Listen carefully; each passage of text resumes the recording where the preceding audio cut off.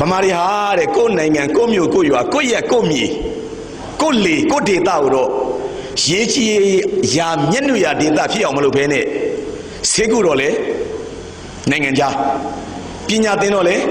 နိုင်ငံခြားစီးပွားရှာမယ်ဆိုတော့လေနိုင်ငံခြားတိတ်ကိုတိုင်းတစ်ပါးကိုပြီးခေါ်တာပဲတဲ့ကိုယ့်ပြည်ကိုယ့်ရွာကိုပို့ပြီးကောင်းအောင်လုပ်တင်တယ်သူပြောသွားတာပေါ့ကျွန်တော်ကပြုံးမိတယ်ဒီစာပေဟောပြောပွဲကိုကျွန်တော်တို့ပထမဆုံးမှန်းထားတာက20ရက်နေ့ဒီ16ရက်နေ့မဟုတ်ဘူးငယ်တဲ့14ရက်အခါကျွန်တော်ဖုံးဆက်တဲ့အခါကျတော့ကိုပြီးရေးလို့ခင်ဗျပွဲတွေကိုရှောက်ပြီးစွပြီးလက်မခံနဲ့တော့လို့ကျွန်တော်တို့ဒေးရဲမြို့မှာဟောပြောပွဲရှိတယ်ဟာကိုတရှုပ်ဘဲနေလဲတဲ့ခင်ဗျအောက်တိုဘာ20လေးဗျာလို့ဟာကိုဖြတ်တယ်ကွာတဲ့ဟာဘွန်ရဲမလုံးနဲ့လေလို့လူလက်ခံထားပြီးတဲ့ပွဲကိုဖြတ်လို့မရဘူးလို့အဲ့ဒါနဲ့ကျွန်တော်ဆရာမနုနုအင်းဝါစီတဲ့တခါဆက်တာပေါ့မမနုရေလို့အဲ့ဒီနေပွဲရှိတယ်နော်လို့ဟာမောင်လေးရမလိုက်နိုင်ဘူးဖြတ်တယ်ကွာတဲ့ဟာအမတို့အဲ့လိုမလုံးနဲ့လေကျွန်တော်3ယောက်ဖိတ်ထားတာလို့အမတို့ဘာဖြစ်လို့ဖြတ်တာလဲလို့မင်းမေးကြည့်ဆိုတော့ကျွန်တော်ကကိုဝင်းနိုင်ခေါ်ကျွန်တော်တငယ်ချင်းကိုအဘီကျလှမ်းမိရတာနိုင်ငံသားမှာဟောပြောပွဲရှိလို့တဲ့ပြည်ပမှာခုနပြောတော့ကတော့ကိုနိုင်ငံမှာတော့ဆေးမကူဘူးသူများသွားကူကိုနိုင်ငံမှာတော့ပညာမသိသူများသွားသိအလွန်ကြောက်စရာကောင်းတဲ့ကာတွန်းဆရာနော်စင်ဝါပြောနေတာကြော်ပြီးတော့ခါဒီရက်သူ့တော်လွမ်းနေကြသေးတယ်မလေးတကယ်ကာတွန်းဆရာကြီးမျိုးချစ်စိတ်ရှိတဲ့လူကြီးပါညာထင်မှာပေါ့မထင်လိုက်နဲ့မှားသွားမယ်နော်ဂျပန်ခရီးစဉ်ရှိတယ်သူတို့ကျွန်တော်သိပြီးသားအမေရိကန်ခရီးစဉ်ရှိတယ်တော့နုနုကြီးမမနုလို့မကြခင်သွားတော့မှာနောက်တောင်ကိုရီးယားခရီးစဉ်ရှိတယ်သူတို့တွေမလေးရှိတယ်ကျွန်တော်သာဝန်ထမ်းဖြစ်ပြီးကြံနေခဲ့ရတာအစိုးရဝန်ထမ်းဖြစ်တော့မသွားဘူးတဲ့ဗျာအစိုးရကိုအစိုးရဝန်ထမ်းကိုမယုံဘူးဗျာနော်ကျွန်တော်နိုင်ငံနဲ့ဆန်းကျင်လိုက်တာနော်ကျွန်တော်မယုံကြည်ဘူးသူသွားမယ်ဆိုတော့သူတွက်မှာပေါ့ဒီရေရမယ်ငွေလေးနဲ့ပြည်ပနိုင်ငံတွေကရမယ်ဟာနဲ့တွက်ပြီးတော့သူဒီဘွဲကိုဖြစ်တယ်လို့တာအဲ့ဒါနဲ့ကျွန်တော်တို့က16ရက်ကိုရှေ့ကိုတိုးလိုက်ရတာအကိုတို့ရဲ့သူပြောရင်းနဲ့ကျွန်တော်စဉ်းစားနေတော့အော်လို့ပြောလိုက်တာတော့ညွန့်လို့နော်ပြောလိုက်တာတော့ညွန့်နေတာပဲဗမာတွေမကောင်းပုံများတဲ့ကိုမြေကိုရွေကြတော့တယ်ရေးကြည်ရမျက်နှာဖြစ်အောင်မလုပ်ဘူးတဲ့ဆေးကိုသူများစီသွားကုပညာသင်သူများစီသွားသင်ပတ်စံရှာတော့သူများစီသွားရှာဟင်နင်ကြတော့စာပြေဟောပဲကိုစီမမပြောဘူးသူများစီသွားပြောမယ်ဟင်ကြည်စရာပါတကယ်လဲကျွန်တော်တို့ပွဲရှိကိုရွှေ့လိုက်ရပါတယ်ကျွန်တော်တို့ညီကောင်မောင်နှမများစာပြေဟောပြောပွဲရာသီမှာဗမာတပြည်လုံးကိုရှောက်သွားလိုက်ရတာနော်ငပလီကန်းကြီးလည်းရောက်ရဲ့ရှမ်းပြည်လည်းရောက်ရဲ့ရခိုင်ရိုးမဘော်ကိုလည်းရောက်ရဲ့ကျွန်တော်တို့မော်လမြိုင်လည်းရောက်ရဲ့ဘိတ်ကိုလည်းရောက်ရဲ့မကြခင်သူတို့ပြည်ပထွက်နေတဲ့အချိန်မှာအခုလာမယ့်စနေနေ့မှာကျွန်တော်ရဲ့ဆရာမမတ်ဂျူးရဲ့တင်ဘာကြောင့်ခုထိမချမ်းသာလေးလားဆိုတဲ့စာအုပ်ကိုရေးပြီးတော့လူတွေကိုဆင်းအောင်လုပ်တဲ့ကိုဖေမြင့်ရဲ့နော်ကျွန်တော်တို့3ယောက်သားမြစ်ကြီးနားကိုကျွန်တော်တို့လေရင်ခရီးစဉ်200အောင်မယ်လို့ဖားကန်လို့ကျွန်တော်တို့မိုးညင်းတို့ဟောအောင်မယ်ဗမာနိုင်ငံအနှံ့ပြားမှာဟောပြောပွဲတွေချင်းချင်းတဲတဲကျင်းပနေတာဒီတရက်မျိုးလေးကိုကျွန်တော်တို့ရောက်ရှိလာပါတယ်ရှေ့ကိုတပတ်လောက်တိုးတဲ့အတွက်ခွင့်လွှတ်ပါတကယ်ကိုပဲကျွန်တော်တို့ကိုအပီကျင်နဲ့မမနုလို့မအားတဲ့အတွက်ရှေ့ကိုတိုးလိုက်ရတာပါကျွန်တော်ကတော့ပြပကိုမထွက်တဲ့လူဖြစ်တဲ့အတွက်အားနေပါတယ်ဒါလေးတောင်းပန်နေတာပေါ့ဗျာနောက်တစ်ခုဗျမမနုတို့ကိုအပီကျင်တို့ပြောတဲ့စကားတွေကျွန်တော်နည်းနည်းလေးထိုင်ကြည့်ပြီးကျွန်တော်အကဲခတ်တယ်ကျွန်တော်အိတ်မကဲတတ်ဘူးသုံးသန်းနေတော့တစ်ချက်သွားတွေ့တာ2ယောက်သုံးသွားတူတာအမြင်နေမှာနည်းနည်းပါမကောင်းမြင်များပါနေသလားလို့ကိုတိုင်းပြည်နဲ့ကိုလူမျိုးပေါ်ပြန်ကြည့်တဲ့မျက်လုံးတွေကလေမကောင်းမြင်မျက်လုံးတွေမှာဖြစ်နေသလားဆိုပြီးကျွန်တော်ဒီတည်းမျိုးသားတွေအားနာမိတာလူမှာအပြင်းနှမျိုးရှိတယ် pessimism နဲ့ optimism ပေါ့ pessimist နဲ့ optimist ပေါ့ဗျာအကောင်းမြင်ခြင်းနဲ့မကောင်းမြင်ခြင်းပေါ့ရှေ့ကဟောသွားတဲ့သူတို့မောင်နှမ2ယောက်မှာကျွန်တော်တို့နိုင်ငံပေါ်ပြန်ကြည့်တဲ့ထဲမှာမကောင်းမြင်များနေသလားလို့မမတ်နုကျွန်တော်ကြည့်နေတယ်ထိုင်းပြည်ကမိုးတူတွေရွာတာပြောနေတယ်ကျွန်တော်လည်းဖတ်ဖူးတာပဲပေါ့သူတို့ဒီမှာမိုးလေဝသကိုထင်တယ်လို့လုပ်နေကြတာပဲထိုင်းပြည်ကဘာလုပ်လဲပြည်သူတွေပူတဲ့အခါကျရင်လေနဲ့တက်ပြီးတော့မှရေခဲတွေပေါ်တယ်သွားပြီးကင်မီကယ်နဲ့တက်ခွဲပြီးတော့မှမိုးတူလို့ပြီးတော့ရွာချပြီးတယ်အေးသွားအောင်ဒါမိုးရွာစေတာပေါ့ဟိုတလောလေးရတော့ဘာဖြစ်လဲဆိုတော့တရုတ်ပြည်မှာသူတို့တရုတ်ကွန်မြူနစ်ပါတီနော်တရုတ်ကွန်မြူနစ်ပါတီတီထောင်ချင်းနှစ်ပတ်လည်နေ့ကျင်းပတဲ့အခါမှာဆိုရင်မိုးတွေမကြီးဖြစ်နေတဲ့အခါကျတော့အဲ့ကွန်မြူနစ်ပါတီနော်တီတောင်နဲ့အထိတ်အမှတ်ကျင်းပတဲ့အချိန်မှာတက်မတော်သားတွေဘာတွေလဲဘယ်ညာနေညာမှာဆိုတော့ကွင်းမြင်ထဲမှာမိုးများရွာချရင်အလှပပြတ်မှာဟုတ်အဲ့တော့တရုတ်အစိုးရနေပြီးမှလေရင်အစည်းပေါင်း50လောက်နဲ့အံ့ဩစရာပဲနော်ဒီကွင်းကိုဝိုင်းထားပြီးတော့မိုးတွေတက်လာမယ်ဆိုမိုးတိမ်တောင်တွေကိုဖြိုခွဲပစ်ဖို့အပူပေးပြီးတော့ဒီကပြဲသွားပြီးတော့မရွာအောင်လုပ်တာပေါ့ဒါတွေကျွန်တော်တို့သတင်းစာမှာဖတ်ရတာပေါ့ ဒါတွေကျွန်တော်တို့သွားအားကြနေလို့ဖြစ်မလားမမနုရဲ့နော်ကျွန်တော်တို့ဗမာတွေမှာလဲကိုနီးကိုဟန်နဲ့ဒီလိုပြဿနာမျိုးတွေဖြေရှင်းတာတွေအများကြီးရှိတယ်ဒါတွေကိုများမေ့လို့နေလို့သလားကျွန်တော်တို့မိုးမရွာဘူးအဲ့တယ်ပူတယ်ဘာလို့လဲမမပဲဗျရမလားလွန်ဆွဲတယ်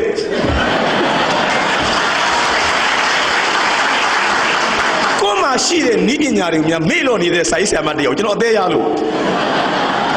တိတ်တန်ဖို့ရှိတာအခုလို့ပွဲတွေပါတွေကျင်းပါတယ်ကျွန်တော်တို့မိုးရမကြီးအလှလုပ်တယ်မင်္ဂလာဆောင်လုပ်တယ်ဇက်တွေညိနေကြတယ်မိုးရမှာကြောက်တယ်ဘာလို့မလဲမတ်သက်ရှိပြီးသားကျွန်တော်တို့မှာရှင်းဖို့ပဲတင်တယ်ရှင်းဖို့ပဲတင်လိုက်တာဗောရှင်းသွားမှာဗောအဲ့လိုဟာလေးတွေမချိပဲနဲ့ပြောလိုက်ကြတာဗဇက်ပါလို့သာကျွန်တော်တို့တော့ပြောနေတတွတ်ပြောနေတာပဲကျွန်တော်အသေးတလိမ့်လေးရားနေတာ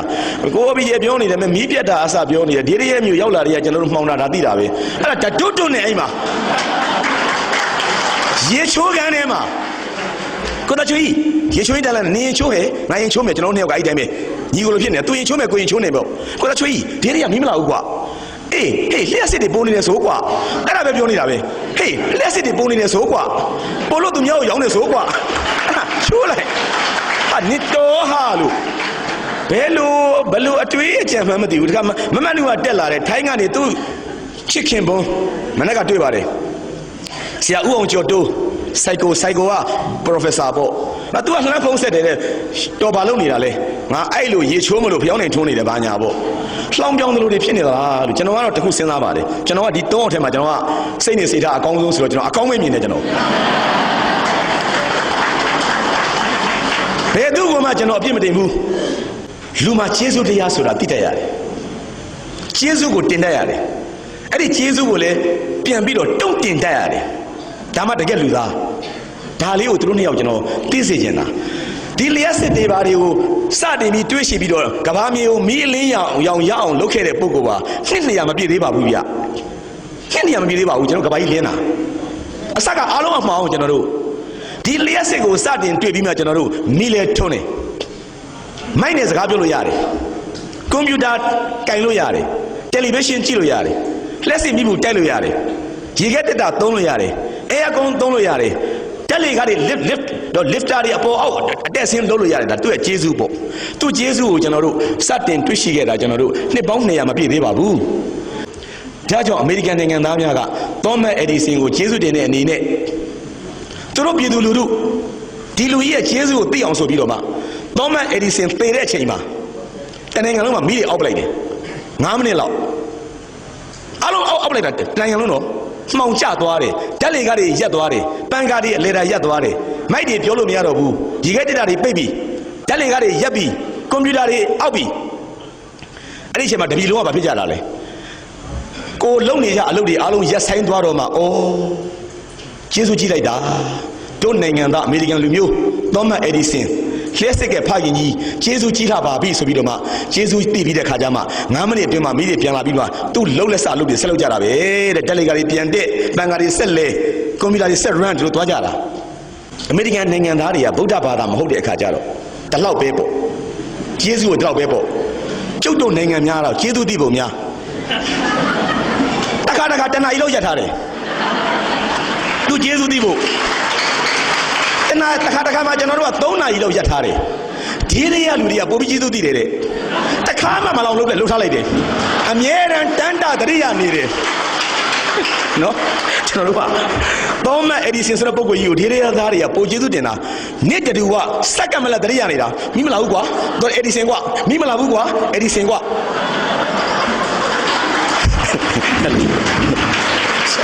နော်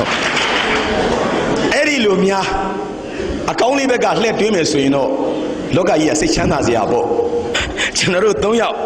ဒီကိုရောက်ရှိလာပါတယ်အမတန်မှစက်တရေမင်္ဂလာနဲ့ပြည့်ဝတဲ့အခမ်းအနားပါကျွန်တော်ရင်ထဲမှာကျင်းနဲ့3မြို့များတဲ့မှာဒီရဲမြို့ပေါဝင်ပါတယ်တချို့မြို့လေးတွေဆိုရင်လောက်တဲ့ကော်မတီရဲ့ဒေသခံပုဂ္ဂိုလ်တွေရဲ့လူကြီးတွေရဲ့မြို့မိမြို့ဖတွေရဲ့မညီညွတ်သောအခါတဘာမရှိသောအခမ်းအနားမှုများတိတ်ဒုက္ခပေးတယ်နော်တိတ်ဒုက္ခပေးတာတဲ့ရောက်များကျွန်တော်တွေ့ဘူးတဲ့အညာမှာအခမ်းအနားမှုကတွန်းနေသိတဲ့ယူနေတဲ့ပုဂ္ဂိုလ်အခမ်းအနားမှုက တွန်းနေတဲ့ crazy အဲ့ဒါဘာမဆိုင်ညာမဆိုင်အခမ်းအနားချင်းညာရင်တန်းလန်းနဲ့ तू ကတွန်းနေတဲ့တိုင်ကြီးရဲ့ကိုယ်ကဆက်လက်ပြီးဟောပြောမဲ့ဆိုင်ဆရာကတော့အဲ့လိုမျိုးအပြိုင်စမပေါ်နိုင်ငံကျော်ဆိုင်ဆရာတယောက်ဖြစ်တဲ့ချီဦးညိုပါခင်ဗျဟာကျွန်တော်ကအောက်ကနေဒုက္ခပါလားပေါ့အချင်းတို့မဟုတ်ပြောခင်ကျွန်တော်ကိုဝေးမစ်ဆက်မယ်ဆိုရင်ကျွန်တော်ကတော့တပြေကုန်းသိမ်းတာမှာခင်ဗျကျွန်တော်မင်းကြီးတွေသူကတကယ်သူ့နာမည်သိမ်းတာနော်တပြေကုန်းကကျွန်တော်ကသိမ်းတယ်ဆိုပြန်တော့လေကျွန်တော်တွန်းနေသိမ်းတယ်ကိုသွားပြီးတတိယမိတော့ပါဗျာအဲ့ဒီတော့အမှတ်တရနေတဲ့တွန်းနေသိမ်းတယ်ချင်းလေးတစ်ပုံနဲ့ဖြော်ပြရတယ်ခင်ဗျဟာအခမ်းအနားမှုကကိုချင်းညိုမတက်တာဘူးပြီးတော့အကိုကြီးတို့ကျွန်တော်ပြောမယ်နော်အစအဆုံးဆိုတာပန်းတွေကစေးဟာဒုက္ခဟိုတောင်းနာမှာဆရာချင်းဦးညိုအပေါ်မတက်တာဘူးဒီလိုအခမ်းအနားမှုမျိုးနဲ့တွေ့ရင်တော့ကိုတို့ရွာလည်းပြီပေါ့နောက်တစ်ခါတွေ့တာကဘသူနဲ့တွေ့တာလဲဆိုတော့ဆရာလေတွင်သားစောချစ်ကြောက်ဆယ်သားလေးပေါ့နော်လေတွင်ဆက်တဲ့ခိုင်မှာပါတဲ့အတွက်သူ့ကိုယ်သူကလေတွင်သားစောချစ်လို့ပေးထားတာဗကန်ခစ်ကအနော်ထာမင်းစောလက်ထက်မှာစဘာအထူးအထွတ်တို့ဒေတာရှိတယ်လေမင်းမှုပါတယ်ဆရာနော်စကုပါတယ်ကြောက်ဆယ်ပါတယ်စဘာထွက်ကောင်းတာတွေအထူးအထွတ်တို့ဒေတာမှာပါတယ်အဲ့ဒါကိုနော်ထာမင်းကလေတွင်ဆက်တဲ့ခိုင်ခေါ်တဲ့ခါကျတော့ဦးစောချစ်ကလည်းကြောက်ဆယ်သားဖြစ်တဲ့ခါကျတော့သူ့ကိုယ်သူဂုံယူပြီးတော့သူ့ဒေတာပေါ့သူ့ native ပေါ့နော်တာမန်မဟုတ်ဘူးဆိုရင်သူကသူ့ကိုယ်သူလေတွင်သားစောချစ်လို့သူကလှုပ်ထားတာအခမ်းအနားမှုကအဲ့ဒါကိုဘာမသိညာမသိနဲ့ကျင်းကြတာမြို့တစ်မြို့မှာအညာမှာပဲအခုတကဆက်လက်ဟောပြောမဲ့စာရေးဆရာကတော့တော်တွင်သားကလေးမောင်စောချစ်ပါပဲခင်ဗျာဆိုဦးစောချစ်ကအစင်မောကိုဂလန်ဂလာကြီးတက်လာပြီးကျုံပါဗျာတဲ့နွယ်ကျိုးလေးနဲ့ပဲလွှဲပြီးတော့စင်မောတက်ရမလို့ဘာမလို့ဖြစ်နေတာကိုဗျာတဲ့တကယ်ကိုညီလို့ရင်နော်အစင်မသိရင်ဒေရဲလို့လှပဖို့မလွယ်ဘူးနော်အကုန်ကမောက်ကမတမျိုးကြတော့ဟိုတုန်းကဆုံးသွားတဲ့စာရေးဆရာမင်းကျော်နမကျော်စာရေးဆရာတယောက်ရှိတယ်မင်းကျော်ဆိုတာတချို့လည်းကြားဘူးမယ်ပေါ့အဲ့ဒီမျိုးကစာနဲ့ပင်နဲ့လဲဝေးပြီးတော့ဒေရဲလို့မဟုတ်ဘူးသူကစာပေဆိုတာဘာမှမသိဘူးတဲ့ကဲသူတို့ဘာစဉ်းစားလဲဆိုတော့စာရေးဆရာတွေဆိုတာတဲ့ဆိုင်းမပါဘာမပါဘုံမပါနဲ့ရုပ်ရှင်မင်းသားလည်းမဟုတ်ဘာလည်းမဟုတ်ပေါ့အဲ့တော့ပြောမယ်ဆိုရင်6ကက်ကကြီးနားထောင်လို့ကောင်းမှမထင်ဘူးဆိုပြီးတော့ဘေးမှာဆိုင်းဝိုင်းငှားထားတယ်ကဲအဲ့ဒါဆရာမင်းကျော်ကတက်သွားတဲ့အခါကျတော့သူကတော့ဒီဆိုင်းကိုဘာမှမသိဘူးပေါ့ဗျာငါတို့ပွဲပြီးရင်ကမဲ့ဝိုင်းလာပါလားနောက်နေ့အတွက်ပွဲလာမသိဘူးပေါ့အဲ့ဒါနဲ့ဆိုင်းနဲ့ချောင်းဟမ်းပြီးအဟမ်းယနေ့ဘလို့ကြီးအဲ့ဒါမှအဲ့မှာပထမတော့ तू ထင်လိုက်တာဗာလဲဆိုတော့ဩဒါဆိုင်းနေစမ်းတာထင်တယ်ပေါ့ငါနဲ့မဆိုင်ဘူးပေါ့ဒါပြီးရင်ပွဲရှိပုံရတယ်ပေါ့ပြန်စမ်းမယ်ဆိုပြီးတော့ဒုတိယအချိန်ယနေ့ဘလို့ကြီးဟာတမျိုးပါပဲပေါ့အဲ့ဒါနဲ့ရှေ့ဆက်ပြောကြည့်တယ်မြန်မာစာပေလောကကိုပြန်ကြည့်လိုက်တဲ့အခါကျတော့တီဆိုနဲလေးနဲ့တော့အလွန်လေးနဲ့အဲ့ဒီမှာဆရာမင်းကျော်မလီအတန်နဲ့ဝင်နေတယ်မနေနိုင်မထိုင်နိုင်ဖြစ်ပြီးတော့ဘေးနားသွားပြီးတော့အခမ်းအနားမှုကိုကပ်ပြီးညေဘာလုပ်တာလဲဆိုတော့မဟုတ်ဘူးဆရာတို့တက်ထည့်ထားတာတဲ့ပြောလို့ကောင်းအောင်ဆိုပြီးပေါ့မနေ့တောင်းမှန်တယ်အဲ့ဆိုင်ကိုမတီးပါနဲ့ဆိုပြီးတော့ဒီလိုမျိုးပွဲမျိုးတွေလည်းကျွန်တော်တို့ကြုံခဲ့ရတယ်ပေါ့ဗျာအမျိုးမျိုးထွေတွေပါပဲလို့နော်တချို့ကြတော့လည်းပါလေစာရေးဆရာတွေပြောတာကတာမန်ရေရှေ့မှာဏိဒန်းထွက်ပြောနေတဲ့ပုံကိုယ်တွေကအချာကြီးပြောတဲ့ပွဲမျိုးကျွန်တော်တွေ့ဘူးတယ်ဒီမှာအကိုတို့တိတ်အဆင်ပြေတာပဲတကယ်ကျွန်တော်ပြောတာပါတချို့ကဘယ်လိုလဲဆိုရင်ဟိုကိုနဲ့အခမ်းအနားနဲ့ကိုလုံးရမယ့်ကဏ္ဍလေးပါလိမသိတဲ့အခါကျတော့ရှေ့မှာစာရေးဆရာမဟုတ်ခင်3လိုက်တော့ဟောတယ်သူကအဖွင့်မှာစကားအဲ့ဒီခါမှာပေးသက်ကညီးငွေပြီးတော့အခမ်းအနားကြီးကဘယ်လိုလိန်ဖယ်ကြီးဖြစ်နေတတ်တာပေါ့ကျွန်တော်ကတော့အဲ့ဒီနေရာမှာတယောက်ကိုကြိုက်တယ်ဒေါက်တာတန်းထွန်းကွယ်လွန်သွားတဲ့သမိုင်းပါမောက္ခဒေါက်တာတန်းထွန်းငတိုင်းချောင်းမြို့ဇာတိဆရာကြီးဒေါက်တာတန်းထွန်းလန်ဒန်ကနေပြီးတော့ဒေါက်တာဘွဲ့ကိုရခဲ့တဲ့ဒေါက်တာတန်းထွန်းတရားရတာမဟုတ်ဘူးလန်ဒန်ကရတာနော်မလီပြည်ပတက္ကသိုလ်များမှာအဲ့ပါမောက္ခအဖြစ်နဲ့ဂျပန်မှာတော့၎င်းအင်္ဂလန်မှာတော့၎င်းတာဝန်ထမ်းဆောင်ခဲ့တော့ဒေါက်တာတန်းထွန်းအခုဆုံးရှာပါပြီဆရာကြီးကိုကျွန်တော်တို့ပွဲတော်မှာအမှားစကားပြောခိုင်းနေတိုက်ပုံနဲ့ဗာနဲ့အပေါ်တက်လာတယ်တေးတချာချာရက်တယ်သူမိန်ကုန်းပြောသွားတာကျွန်တော်ထင်တယ်10မိနစ်မကြာဘူးအလွန်အားစရာကောင်းတယ်မိုင်နောက်ပါဇက်ကပ်ပြီးတော့ပြောတဲ့တခါနှလုံးနဲ့စတော့ပြန်ဆင်းသွားလိုက်တ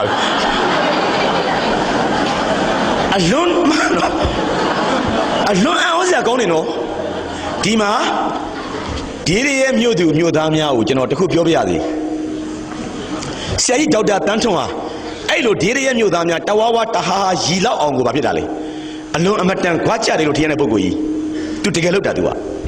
ငါပြောမယ်ပွဲမဟုတ်ဘူးတဲ့ နောက်ကလူတွေပြောကြမယ်ငါလူကြီးတယောက်အနေနဲ့လာပြီးတော့အခမ်းအနားကိုငါကြီးကြပ်ပေးတာတဲ့ငါဘာမှရှောက်ရှားစီစရာမလိုသူကသူဆုံးဖြတ်ထားပြီးသားနော်ဒါကြောင့်တက်ပြီးသူတက်လာတယ်လေတကယ်ကိုနှလုံးနဲ့ပြောသွားတာမင်္ဂလာပါတော့မပါဘူးသူကစတော့ကျွန်တော်တို့အတူယူရပါတယ်နော်ဩကိုများကြီးလာခဲ့ရင်ကို့အတန်ကမှနားထောင်ကြရလားကိုကအလိုက်ကန်းဆုံးမသိပြောနေမိရင်ဒုက္ခပါလားဆရာကြီးဒေါက်တာတန်းထုံမျက်လုံးနဲ့မြင်မိတဲ့ခါကျတော့ဩဆရာကြီးတို့တိတ်ကြက်တည်ရှိတာပဲလို့သူကဏ္ဍဆိုသူတကယ်ပြောတယ်နော်သူပြောဖို့ကြုံလာရင်အပြတ်ပြောတယ်သူကသူနဲ့မဆိုင်တဲ့အခမ်းအနားတွေမှာသူအဲ့လိုပဲလုပ်ပြီးဆင်းသွားတာပဲကျွန်တော်တို့အတူယူတင်တာပေါ့နော်ဒီမှာဒေးရဲ့တိတ်အဆင်ပြေတာပဲအကုန်အဆင်ပြေတယ်ညီလေးတို့နော်တွေ့သမျှမြင်သမျှအကုန်ကောင်းတယ်ပရိသတ်လည်းကောင်းတယ်အခမ်းအနားလည်းကောင်းတယ်ညီလူတွေလည်းကောင်းတယ်လူကြီးတွေလည်းအကုန်ကောင်းတယ်ဟိုမတွေ့ရသေးတဲ့ site ထဲဟာတော့ဘာမှမသိဘူးပေါ့ဗျာမပြောသေးဘူးနော်ကောင်းပုံရပါတယ်နော်ကျွန်တော်မျက်နှာလေးကိုလည်းမြင်အောင်ပေါ့ဗျာနော်လူကြောလေးတက်ကလေးနဲ့ဆိုတော့နော်ဟိုရှိရဟိုတယောက်ကလည်းခေါင်းပြူကြီးကတော့ဆရာခေါင်းပြူကြီးကြက်တီတုံးနဲ့နော်ကြည့်ရတာအလဲကမိမလေးအင်းဝသူအသားညိုမဲမဲပြာနှမ်းနဲ့နော်ကျွန်တော်ပြောဖို့ပေးထားတဲ့ခေါင်းစဉ်ကဘာလဲဆိုတော့ကျွန်တော်တခါမှမပြောဘူးတဲ့ခေါင်းစဉ်ဗျခေါင်းစဉ်ကလေတန်ဖိုးလို့ပေးထားတယ် value ပေါ့နော်တန်ဖိုးလို့ပေးထားပါတယ်ကျွန်တော်45မိနစ်တော့ပြောမှာပါခေါင်းစဉ်ကွဲသွားပါတယ်ကျွန်တော်အထက်ကဟာတွေကတော့အရင်တိုင်းပြောမှာပါကျွန်တော်နော်ခေါင်းစဉ်တန်ဖိုးလို့ပေးထားတယ်ကျွန်တော်တခုပြောမယ်ကျွန်တော်စင်မော်တက်လာတယ်ပေါ့နော်ပူအိုက်တော့ယာဒီဖြစ်တဲ့အတွက်တိုက်ပုံမဝတ်ထားတာကိုတော့ကြက်တည်ရှိသောမြို့သူမြို့သားများနဲ့တကွာဆရာတော်တန်ခါတော်များပေါင်းတော့တပည့်တော်တို့ကိုခွင့်လို့ပေးပါလို့မရိုင်းပါဘူးတပည့်တော်တို့တိတ်အိုက်နေတဲ့အတွက်ပေါ့နော်ဒါတိုက်ပုံမပါတာပါဒီရင်ဘက်မှာတော့ကျွန်တော်တို့ပါလေဒီအဝါလေးကိုချိတ်ထားကျွန်တော်ဘယ်ကိုသွားအဲ့ဒါမျိုးလေးပေးလိုက်ရင်ကျွန်တော်ချိတ်တယ်နေပြီးတော့တက်ကုန်းသွားတယ်ဆရာဦးတာကျူဒါလေးချိတ်ပေးပါရတယ်ညီချိတ်ပေးမယ်ကျွန်တော်တကယ်ချိတ်ပေးပါလေတချို့မျိုးကတော့ဒါလုံးမခိုင်းဘူးညီကြီးနားသွားတယ်ကျွန်တော်တို့ဆရာဒါလေးချိတ်ပေးပါဆရာကျွန်တော်ဘာလို့ချိတ်ပေးတာလဲအဲ့တော့ရှုပ်သေးတယ်သို့တော့ကျွန်တော်တို့ဘာကိုတန်ဖိုးထားတာလဲ value ဘယ်တန်ဖိုးလဲဒီရဲ့မြို့သူမြို့သားများနဲ့မြို့မိမြို့ဖများရဲ့သူတို့မြို့ရဲ့ဂုံတက်တွေဆောင်ပြီးလုပ်နေတဲ့ပွဲကိုကျွန်တော်တို့ကြပြက်ခချော်ကျွန်တော်တို့မလုပ်သေးဘူးသူတို့တန်ဖိုးထားသောပွဲသူတို့တန်ဖိုးထားသောအခမ်းအနားသူတို့တန်ဖိုးထားသောစာရေးဆရာ3ယောက်သူတို့တန်ဖိုးထားသောအစီအစဉ်မှာသူတို့မျက်နှိုးတဲ့ဒစိမ့်လေးလုပ်ထားတာကိုကျွန်တော်တို့ကဒီမှာချက်ရမှာပေါ့ပွဲပြီးမှဖြုတ်ပေါ့ဒါမြို့ကိုကျွန်တော်တို့ပါလေအလင်းနဲ့ထားခြင်းမဟုတ်လားမြို့ကိုတန်ဖိုးထားခြင်းမဟုတ်ဘူးလားသူ့မှာဘာတန်ဖိုးရှိတယ်လဲဘာဘဲလူလဲသူကဆရာကြီးကောင်တင်ပြောတယ်လို့ပြောရင်တော့အရှင်းကြီးပဲဟဲ့မောင်သားရှိုးမှတ်ထားကြရတယ်လောကမှာတန်ဖိုးက3မျိုးနဲ့ရှိတာဒီကောင်ဘာတန်ဖိုးလဲအချင်းဘဲလူတွေဥအောင်တင်သုံးသွားတယ်ဖလှယ်တဲ့တန်ဖိုးกว่าတယ်မင်းတို့ငါတို့အဲ့ထဲမှာထည့်လိုက်တဲ့ပတ်စံဘာတန်ဖိုးရှိတာလဲဒီထဲမှာထည့်လိုက်တဲ့ပတ်စံ1000တန်း900တန်းစသည်ဖြင့်ဒီကလေးတွေပါလေးတွေဘာတန်ဖိုးလဲတဲ့ဥအောင်တင်ပြောဘူးလေမင်းအဲ့ဒါကိုထီးလို့လှုပ်ဆောင်လို့ရလားနေဘူးရင်မိုးရရင်မင်းမိုးကအိမ်လိုမင်းလှုပ်လို့ရသလားမင်းဗိုက်ဆိုင်ရင်ထမင်းပကံကခူးစားတယ်လို့အဲ့ကောင်ချေးမွားပြီးတော့မင်းဘွားစားလို့ရလာ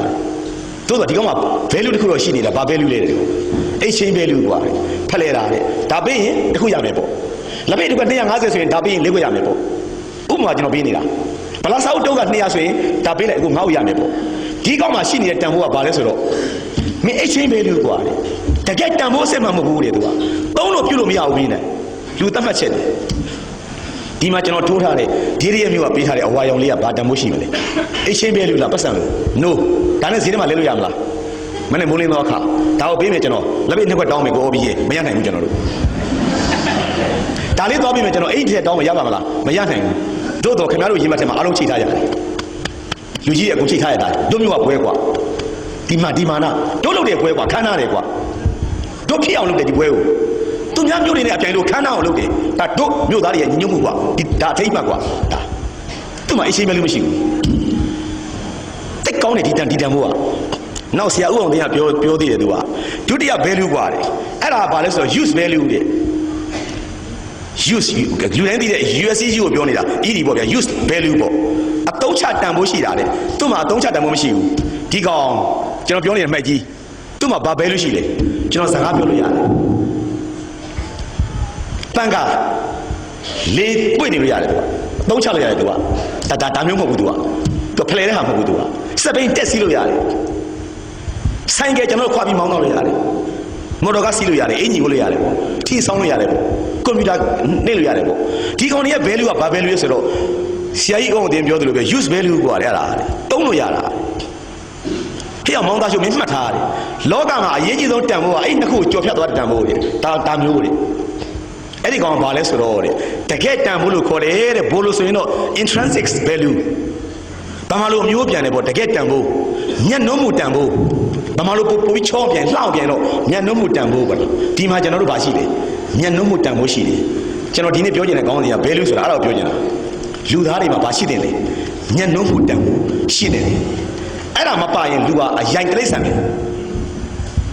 မိမတယောက်ကြည့်မယ်ကျွန်တော်ကခက်ရိုင်းဗျာဟုတ်တယ်မလားစကြည့်တွေကဒီမိမရဲ့ကိုလုံးကိုတွေကဘယ်လောက်စကြည့်ပြီသူစကြည့်တွေကညနှိုးစိတ်မပါဘူးအတုံးချတန်ဖို့နဲ့ပေါ့ဟာမျက်နှာဘလို့ရင်ရဘလို့ခါဘလို့တင်ရဘလို့အရမောင်းဘလို့စသည်မစကြည့်ပြီသူ့နောက်ကအမွေရဘလို့လေသူ့ဖေကဘာဝန်ထမ်းလဲသူ့ပိုင်ဆိုင်မှုကဘယ်လောက်လဲမိသားစုဘယ်နှယောက်ရှိသလဲငါနဲ့ညာရင်ငါအမွေဘယ်လောက်ရမှာလဲစသည်ဖြင့်ဒီလိုစကြည့်တာမျိုးဟာခင်ဗျမျက်နှာမှုတန်ဖို့တဲ့ကိုမပါဘူးသူကအတုံးချဖို့ use value နဲ့သူကဘာနဲ့လဲသူအခြေခံကြည့်နေတာအဲ့ဒါဆိုလောကဒီတိရစ္ဆာန်လောကပေါ့မဟုတ်ဘူးလားအဲ့လိုမဟုတ်တော့ဘဲနဲ့ဘာမှမဟုတ်တဲ့ကောင်မလေးတယောက်ငွေကြီးလဲချွတ်တယ်လို့နုံနဘာလေးနဲ့ရန်ကုန်ကြီးမှာရုံးကန်လို့မိဘတွေလည်းဘာမှတာမန်ကြောင်မိဘတွေသူ့ဘော်လေးသူရုံးကန်လို့ပေါ့ကိုလုံးကလေးလည်းလှပပမရှိကြရွက်ချမ်းရုပ်လေးပေါ့အဲ့ဒါလေးကိုလူကန်တယောက်ကကြည့်ပြီးတော့မှတနာပြီးတော့မှဩဒီမိန်းကလေးဟာကျိုးထားလိုက်တာငါပြန်လို့တန်ဖိုးထားလိုက်တာသူ့ချစ်ကိုငါရောက်ယူလိုက်ရဆိုစိတ်မျိုးကြတော့လူသားဆန်လာတာပေါ့ဒါပေါ့လူမာတဲ့ကျွန်တော်တို့ဖြစ်နေတိရစ္ဆာန်နဲ့ကွာခြားစေတဲ့အရာဟာဆိုရင်ကျွန်တော်တို့မှာအဲ့မျက်နှာမှုတန်ဖိုးရှိတာတိရစ္ဆာန်တွေမှာမျက်နှာမှုတန်ဖိုးမရှိဘူ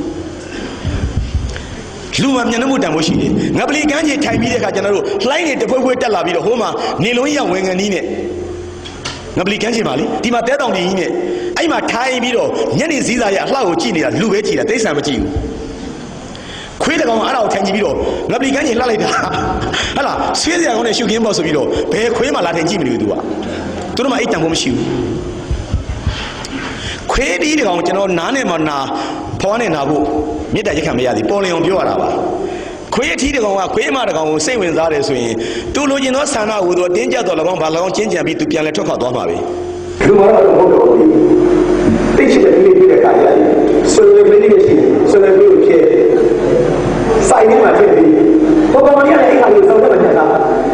ာတိရပြီး6သွားပြီးဆွေးနွေးလေးဟောကြည့်ရမှာဆွေးနွေးလေးကျန်တဲ့စင်တွေကရန်ကုန်တက်ကွာဆရာမောဆိုင်ဖြစ်တဲ့ဆရာဦးကကြိုးပေးကြတာမလုပ်နိုင်ဘူးအင်းငါတို့ပြရလိုက်တာအဲ့တော့ငါ့ဘဝလည်းတာမန်ဘောဘာမှလည်းဒီလိုပတ်စံမရသေးတာမန်ကြောင်းလေးပေါ်မှာသူငါ့ကိုစိတ်ဝင်စားပြီးရှိလို့ပေးကြတာသူမြတ်တာတကယ်မြတ်တာတန်ဖို့ခုတော့ငါသိတဲ့လူတွေအားလုံးကငါ့ကိုဟန်ဆောင်လိမ့်နေနေတဲ့လူတွေနော်ဆရာဦးတော်ချလို့နော်ဘာမှမဖြစ်ခင်အရွယ်တွေကငါ့ကိုမျက်နှာတန်ဖို့ထားလို့ငါ့ကိုနားလာကတ်တဲ့လူတွေမဟုတ်ဘူးငါ့ကိုနိုင်လာဝယ်ပေးတာတို့ငါ့ကိုတယ်လီဖုန်းဝယ်ပေးတာတို့ငါ့ကိုကားဝယ်ပေးတာတို့ဆိုတာတွေကဖြစ်ရင်ငါ့ရဲ့ကြော်ကြားမှုနဲ့ငါ့ရဲ့အောင်မြင်မှုနဲ့ငါ့ရဲ့လှပမှုတွေကိုဗာလေအတုံးချခြင်းလို့လာကတ်နေတဲ့ယောက်ျားတွေငါအရွယ်မတိမ်မီတွေကငါ့ကိုစာလေးတွေပေးလို့တိပဲချောက်လေးတွေပေးလို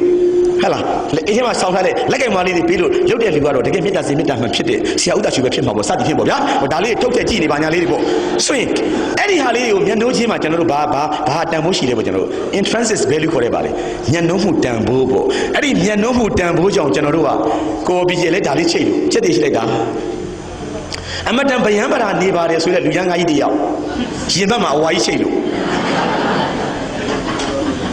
မင်းကလေးကတော့ထားလိုက်တော့မမနုကျွန်တော်တို့စိတ်ကျွန်တော်သူ့ကိုမမနုပဲခေါ်နေတာစိတ်ဆရာမနုနုကြီးအင်းဝသူလည်းရင်ဘက်မှာဒါလေးချိတ်လောကမှာဒီဘာလဲဆိုရင်မျက်နှာမှုတန်မှုကအမတန်မှအရေးကြီးပါတယ်ဒါလေးကိုကျွန်တော်ကပြောချင်တာပါကျွန်တော်တို့လူသားတွေရဲ့စိတ်နဲ့စိတ်ထားတွေကိုပြောင်းလဲအောင်လုပ်တာကလည်းဘာလုပ်တာလဲဆိုရင်အဲ့ဒီမျက်နှာမှုတန်ဖိုးတွေကကျွန်တော်လုပ်ပေးတာဘရော့ဘန်းကိုတွေ့တော့ကကျွန်တော်တို့ဘာဖြစ်တယ်လဲကဲသူ့အမျိုးသားဘရော့ဘန်းပွင့်ပြီကွာတကြံကြတော့မယ်ဘရော့ဘန်းကြိုက်စားလို့ရပါလားစဉ်းစားကြည့်ကျွန်တော်တန်ဖိုးထားတယ်ဗမာနိုင်ငံအလံတော်တွေ့တဲ့အခါမြည်သူမဆိုရင်နဲ့ဒိန်းနဲ့ဖြစ်သွားတာအမှန်ပဲဘောလုံးသမားတွေကဘာဖလားကန်နေရတယ်ကဘာဖလားမကန်ကန်ဒီမှာနှစ်ဖက်အသင်းကိုယ်အလံကိုကိုင်လို့နိုင်ငံတော်အလံတချင်းကိုဆိုကြတယ်တချို့ဆိုမြိတ်တွေဝဲလို့တကယ်ပေပေတေတေဘောလုံးကင်မရာဆိုတဲ့ကောင်ကြီးတွေနိုင်ငံတော်တချင်းဆိုတဲ့အချိန်မှာအားလုံးအလေးပြုကောင်းချင်းမကန်ခင်မှာနော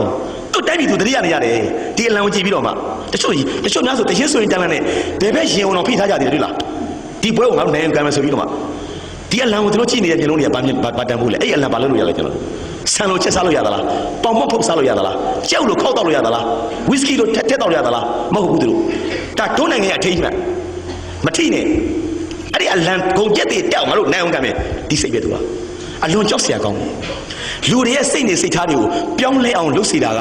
တခြား value တွေမဟုတ်ဘူးကျွန်တော်တို့အဲ့ဒီ၃မျိုးမှာဒီလို exchange value ကလည်းလူစိတ်ကိုမပြောင်းလဲစေဘူးလူသားတွေရဲ့စိတ်ကိုလေအကြီးကျယ်ပြောင်းလို့ use value တွေကလည်းမပြောင်းလဲစေဘူးပန်ကာကျွန်တော်ထိုင်ကြည့်နေဟာငါနိုင်ငံတော့ငါချစ်တယ်ကွာပန်ကာကြီးကလဲနေတယ်ကွာဘာမှနိုင်ငံမထိနဲ့ကွာပန်ကာကြီးကလဲနေပါလားကွာတို့မျိုးသားမထိနဲ့ကွာဟေးပန်ကာကြီးကလဲနေတယ်ကွာမဖြစ်ဘူးကျွန်တော်အေးတော်ပြီတို့တော်လဲပဲရှင်တော်ဖျားမြင်တဲ့အခါကျတော့ကျွန်တော်တို့ယင်ထဲခုန်သွားကြတယ်ရှင်တော်ဖျားစားလို့ရရမဟုတ်ဘူးဗျရှင်တော်ဖျားမှာရှိနေတဲ့တန်ဖိုးကကျွန်တော်တို့မျက်နှာမှုတန်ဖိုးပဲ intrinsic value တကယ်မျက်နှာတာတို့ဘာသာရဲ့အထိတ်မှတ်တို့ရဲ့ခေါင်းကဖျားရှိတို့ရဲ့အထိတ်မှတ်29နှစ်မှာမိမနဲ့သားကိုစွန့်ပြီးတော့နန်းတော်ကစွန့်တဲ့တိတ်တထမင်းသားအိန္ဒိယနိုင်ငံသားလေးဘယင်တုတ်တော်သနာရဲ့သားလေးမေရောမာယာရဲ့သားလေးဟင်တာသူ့မှာဇနီးတဲ့ရတော်ရယာနဲ့တားလေးရာဟုလာနဲ့အဲ့ဒါကိုစွန့်ပြီးတော့29နှစ်မှာတောထွက်6နှစ်ဒုက္ခစရိယာကျင့်ပြီးတော့မှ35နှစ်ပြည့်တဲ့ညမှာညောင်မင်းအောက်ကိုထိုင်ပြီးတော့တရားရမျက်ရှိစုပ်ပေးလူတယောက်ကလာလှူစရာဘာမှမပါဘူးပတ်စံလည်းမပါရွှေလည်းမပါငွေလည်းမပါဆွန်းလည်းမပါဖျားဖြစ်တော်မယ်အလောင်းလျာအဲ့ဒီညမှာဖျားဖြစ်မဲ့ပုဂ္ဂိုလ်သိတတ်တာဒီညတော့သစ္စာ၄ပါးမြတ်တရားကိုငါသိမယ်ညပဲဒုက္ခသစ္စာသမုဒယသစ္စာနိဂောဓသစ္စာမေဃသစ္စာဒီသစ္စာ၄ပါးကိုသိမဲ့ညလို့ခင်ဗျရိပ်မြင်တော့သူလေညောင်မင်းနဲ့မြေကြီးနဲ့ထိုင်စရာမရှိဘူးမြတ်ထမ်းသမားလေးကလာပြီးတော့သူတော်စင်ပုဂ္ဂိုလ်ဖြစ်မဲ့အလားလာရှိတဲ့လူပဲဒီလူဟာလှူပြရစီအရှင်ဖေဟာဘာပါလဲလှူစရာမြက်တွေပါပါတယ်ဖေဟာမြက်ကိုလှူပါအဲ့ဒီမြက်ကလေးရှစ်စုပ်ကိုညောင်မရောက်မှာကျဲလိုက်တဲ့ခါကျအဝိုင်းလေးစကလေးပေါ်လာတာဒါညောင်မင်းဒီနားမှာမြက်တွေဝိုင်းထားတဲ့ဟာလေးတလန်ကွာတဲ့ဗျမြက်ဝိုင်းလေးကဒီလို၄တောင်မဟုတ်ဘူးဝိုင်းဆက်ကလေးတဲ့အချင်းအတိုင်းပဲ14တောင်ကျဲတဲ့အဲ့ဒီမှာအဲ့ညမှာဖျားမဖြစ်တဲ့ညငါမထတော့ဘူးဆိုပြီးတော့သူဇန်တမာကဝင်စားတဲ့ညပဲဗျကစုံလာပြီးနေညကြီးပဲနော်ဘုံဘုံတို့မှန်ရင်လည်းတပည့်တော်ခွင့်လို့ပေးပါတချင်းနေပါလေလို့ဆိုတာတိတ်ကျက်တည်းရှိတာပဲကိုပြီးကျဲနော်အတန်ဝင်နေပြီနည်းနည်းတော့ဆိုလိုက်တပိုက်တော့ဆိုလိုက်ဦးမယ်ဖျားဖြစ်မဲ့ညညောင်မရောက်မှာမဟာဘောဓိပင်နဲ့တလန်ကွာပါသည်စัจ java လာငြိမ်သက်လို့မျက်ရှိစုပ်ကျဲတော်မူလေပြီကြက်တည်မရှိဘူးလားကျွန်တော်တန်မဟုတ်ဘူးနော်ဖျားနော်မဟာဘောဓိပင်နဲ့တလန်ကွာပါသည်စัจ java လာငြိမ်သက်လို့မျက်ရှိစုပ်ကျဲတော်မူလေပြီ14တောင်ကျင်ဝင်ပါတဲ့ပလင်တော်ပေါ်ထွန်းလာသည်ဖျားမဖြစ်သမျှငါမထတော်ပြီဟုလုံလဥဒ္ဒါဆုံးကြီးဘောဓိပင်ရွှေပလင်ကြီးတဝဲဖွဲ့ခွေစံနေတော်မူသည်အလွန်ချက်တည်ရှိတာပဲဘဂဝါဇိနာရှင်သည်တဏှာရှိသမျှစင်တော်မူသည်အပရာဇိတပလင်ကိုတဲ့အောင်မြင်တော်မူသည်ဘဂဝါဇိနာရှင်သည်တဏှာရှိသမျှစင်တော်မူသည်အပရာဇိတပလင်ကိုတဲ့အောင်မြင်တော်မူသည်ချက်တည်ရှိသောညကဆုံလာပြီညအဲ့ဒီညမှာတရားရတဲ့ညပဲကိစ္စဝကိ၅ပါးကိုတရားစဟောတဲ့ညပဲပြီးတော့မှတယောက်တလန်းသွားကြပြီတော့ငါရဲ့တရားကိုဆင့်ပွားဟောကြပြီတော့ထွက်ခွာသွားကြတာအဲ့ဒီကစပြီးတော့နောက်ဆုံးရက်ွက်ထရစကားပြောရင်သေချိန်ပေါ့ဗျာပါဠိလိုခန်းအောင်ပြောရင်တော့ပြိဋိဘံစံချိန်ပေါ့ဗျာကုတ်တိန်နိုင်ကိုမြောက်ဘက်ကိုခေါင်းထားပြီးတော့နောက်ဆုံးအချိန်အထိတက်တော်80အထိ45ဝါလုံးတရားဟောသွားတဲ့ပုဂ္ဂိုလ်အခုဆရာတော်ဘုရားတွေအဲ့ဒီစာတွေကိုကြက်လို့မကုန်နိုင်ဘူးနော်ဘုံဘုံတို့မြတ်စွာဘုရားဟောသွားတဲ့45နှစ်ဟောတဲ့တရားပိဋကအဖြစ်3ပုံရှိတယ်နိကေအဖြစ်9ရက်ရှိတယ်ဓမ္မခန္ဓာပေါင်း7400ရှိတယ်အဲ့ဒါတွေကိုကျွန်တော်တို့တန်ဃာတော်များကြက်လို့မကုန်နိုင်ဘူးဖြစ်နေတယ်ဒါလောက်ကြီးကျယ်ခမ်းနားတဲ့တရားတွေဟောသွားတဲ့ပုဂ္ဂိုလ်သူပြိဋိဘံဆံသောအခါတန်ဃာများအားလုံးဘလောက်ပဲတရားရှိသည်ဆိုအောင်တော့မျက်ရည်စို့ကြတယ်မဟုတ်ဘူးလားအာနန္ဒာမျက်ရည်ကိုသင်္ကန်းစားနဲ့တို့ခဲ့တဲ့ညပဲလေသက်80မှာကျိုးကျေးဇူးရှင်တော့ခန္ဓာဝင်ချပြီကွာဆိုပြီးတော့တန်ဃာတွေမြေ့ကြတဲ့ညအိညပဲအဲ့ဒီအထိတ်မှတ်ဖြစ်နေဗုဒ္ဓဘာသာဝင်တွေကမျက်နှိုးပြီးတော့စီဒီလေးတွေဗာလေးတဲတဲ့အခါကျတော့ဆူလေးတဲတယ်ဗကမာဓမယန်ကြီးတဲတယ်ဆူလာမဏိတဲတယ်ရွှေစည်းကုံတဲတယ်ကျွန်တော်တို့တွေရွှေကုံတဲတယ်အဲ့ဒါဘာရဲ့အထိတ်မှတ်လဲကျွန်တော်တို့ဘာသာသာသနာရဲ့အထိတ်မှတ်တောင်းကျွန်တော်တို့ဥချတယ်အဲ့တော့ထိမိပွင့်သွားမှာပေါ့ခတမရနိုင်ဘူးလေခရိယာဘာသာဝင်ရဲ့ chess ကိုကျွန်တော်တို့သွားစော်ခိုင်းရင်လည်းသူတို့ဘယ်ချင်နေပါမလဲ ကြိုက်စားလို့မရဘူးအဲ့ချက်ကသူတို့ညှက်နိုးတယ်တန်ဖိုးထားတယ်အစ္စလာမ်ဘာသာဝင်တွေရဲ့ဗလီသွားဆိုတာသူတို့ခံနိုင်ပါမလားကျွန်တော်တို့လိုပဲဘာဘဲလို့ရှိနေတာလဲစပိန်စီလို့မရဘူးအဲ့ဗလီကိုဖျားစီဒီကိုကျွန်တော်တို့ငွေငှက်ချက်စားလို့မရဘူးတို့တန်ဖိုးကဘာလဲဆိုတော့ကျွန်တော်တို့ယင်ထဲကတန်ဖိုးအဲ့ဒါပြဿနာလူတွေစိတ်တွေကိုအပြောင်းလဲဖြစ်စေတာဘာလဲဆိုရင်အဲ့ဒီညှက်နှုံးမှုတန်ဖိုးကလူသားတွေကိုအပြောင်းလဲဖြစ်စေတာကျွန်တော်ဒီရရလူတွေအဲ့ဒါပြောချင်တာကျွန်တော်တို့မှာအဲ့ဒီညှက်နှုတ်တက်တဲ့စိတ်တွေကျွန်တော်တို့ဖွံ့ဖြိုးတိုးတက်လာဖို့တကယ်လိုအပ်တယ်ဘုရားဆောင်ဘာကြောင့်ချစ်တယ်လဲရှင်းရှင်းလေးပဲခင်ဗျားဘာလာပေးလို့လဲတယ်လီဖုန်းလာပေးလို့လား no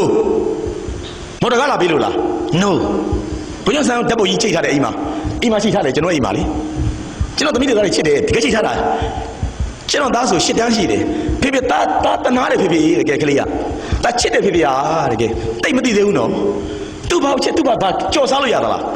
ရေခဲမုံလားဘုရားဆန်းတဲ့ပုံကတိုးတော့ကျွန်တော်သားကဘာလို့ဆိုသူ့ညှက်နိုးနေတာဘာကြောင့်ညှက်နိုးတာလဲဆိုတော့ညှက်နိုးလောက်တဲ့အရာတွေလည်းသူ့မှာရှိနေလို့ပေါ့ဘုရားရှင်ဘာလို့ညှက်နိုးတာလ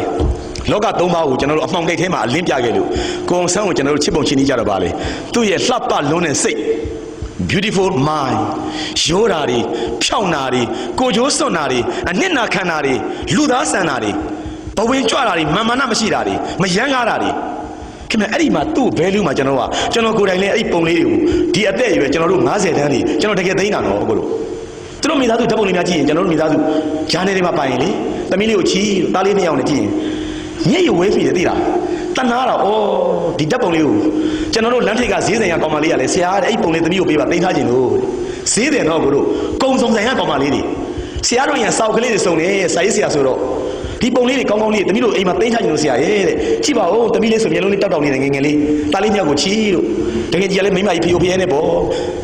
ဒီပုံလေးဘာလို့သိမ်းနေတာလဲအမတို့ဘာလို့လို့ရလဲကြော်စားလို့ရချက်စားလို့ရလားလက်ကြည့်ပါဦးဒီကျွန်တော်ထင်တယ်လေအဲ့ဒီရင်ထဲမှာမျက်နှိုးစရာအကြောင်းတွေလည်းရှိလို့ကျွန်တော်တို့ဖြစ်နေပေါ့အဲ့ဒါတွေကကျွန်တော်တို့စိတ်ကိုပြောင်းလဲစေတယ်မလီကျွန်တော်လည်းအခွေဒီမှာခဏခဏပါနေတော့ထက်တယ်လေးလည်းဖြစ်နေတယ်ခွင့်လို့ပြောလိုက်ဦးမယ်နည်းလေးစိတ်ထဲမှာမိန်လို့ဒီမိသားစုကျွန်တော်စိတ်ဝင်စားတခုရှိတယ်နော်ဒေါခင်ကြီးဟိုတလောက7မိနစ်မှာပါတယ်ယောက်ျားအသက်ခံပြီးပြီလေ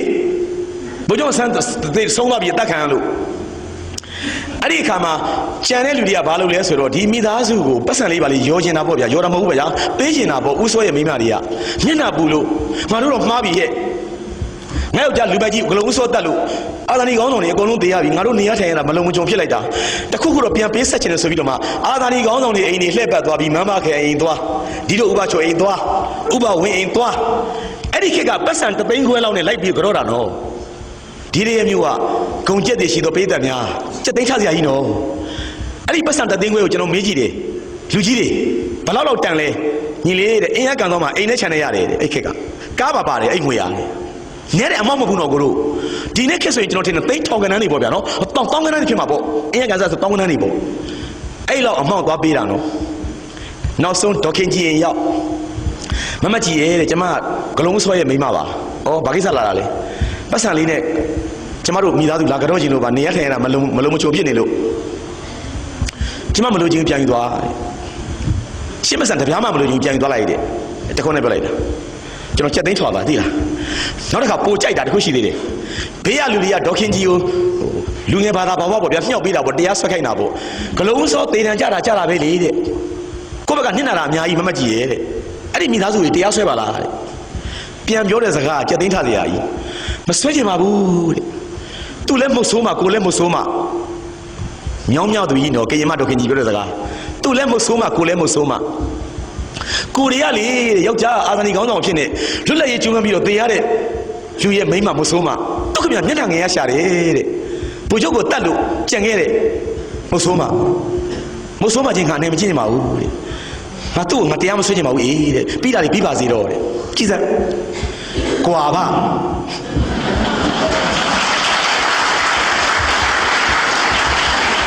အောက်မှာထိုင်နေတဲ့မနုနီအင်းဝါနဲ့ကွာပါနော်ကျွန်တော်အားတင်လို့သိလားနောက်တစ်ခါကြတော့ဂလုံးဦးစောရဲ့အဲ့ဒီသူ့မိမမှာပါတဲ့သမီးလေးဘေဘီစောမင်္ဂလာဆောင်တဲ့အခါကြတော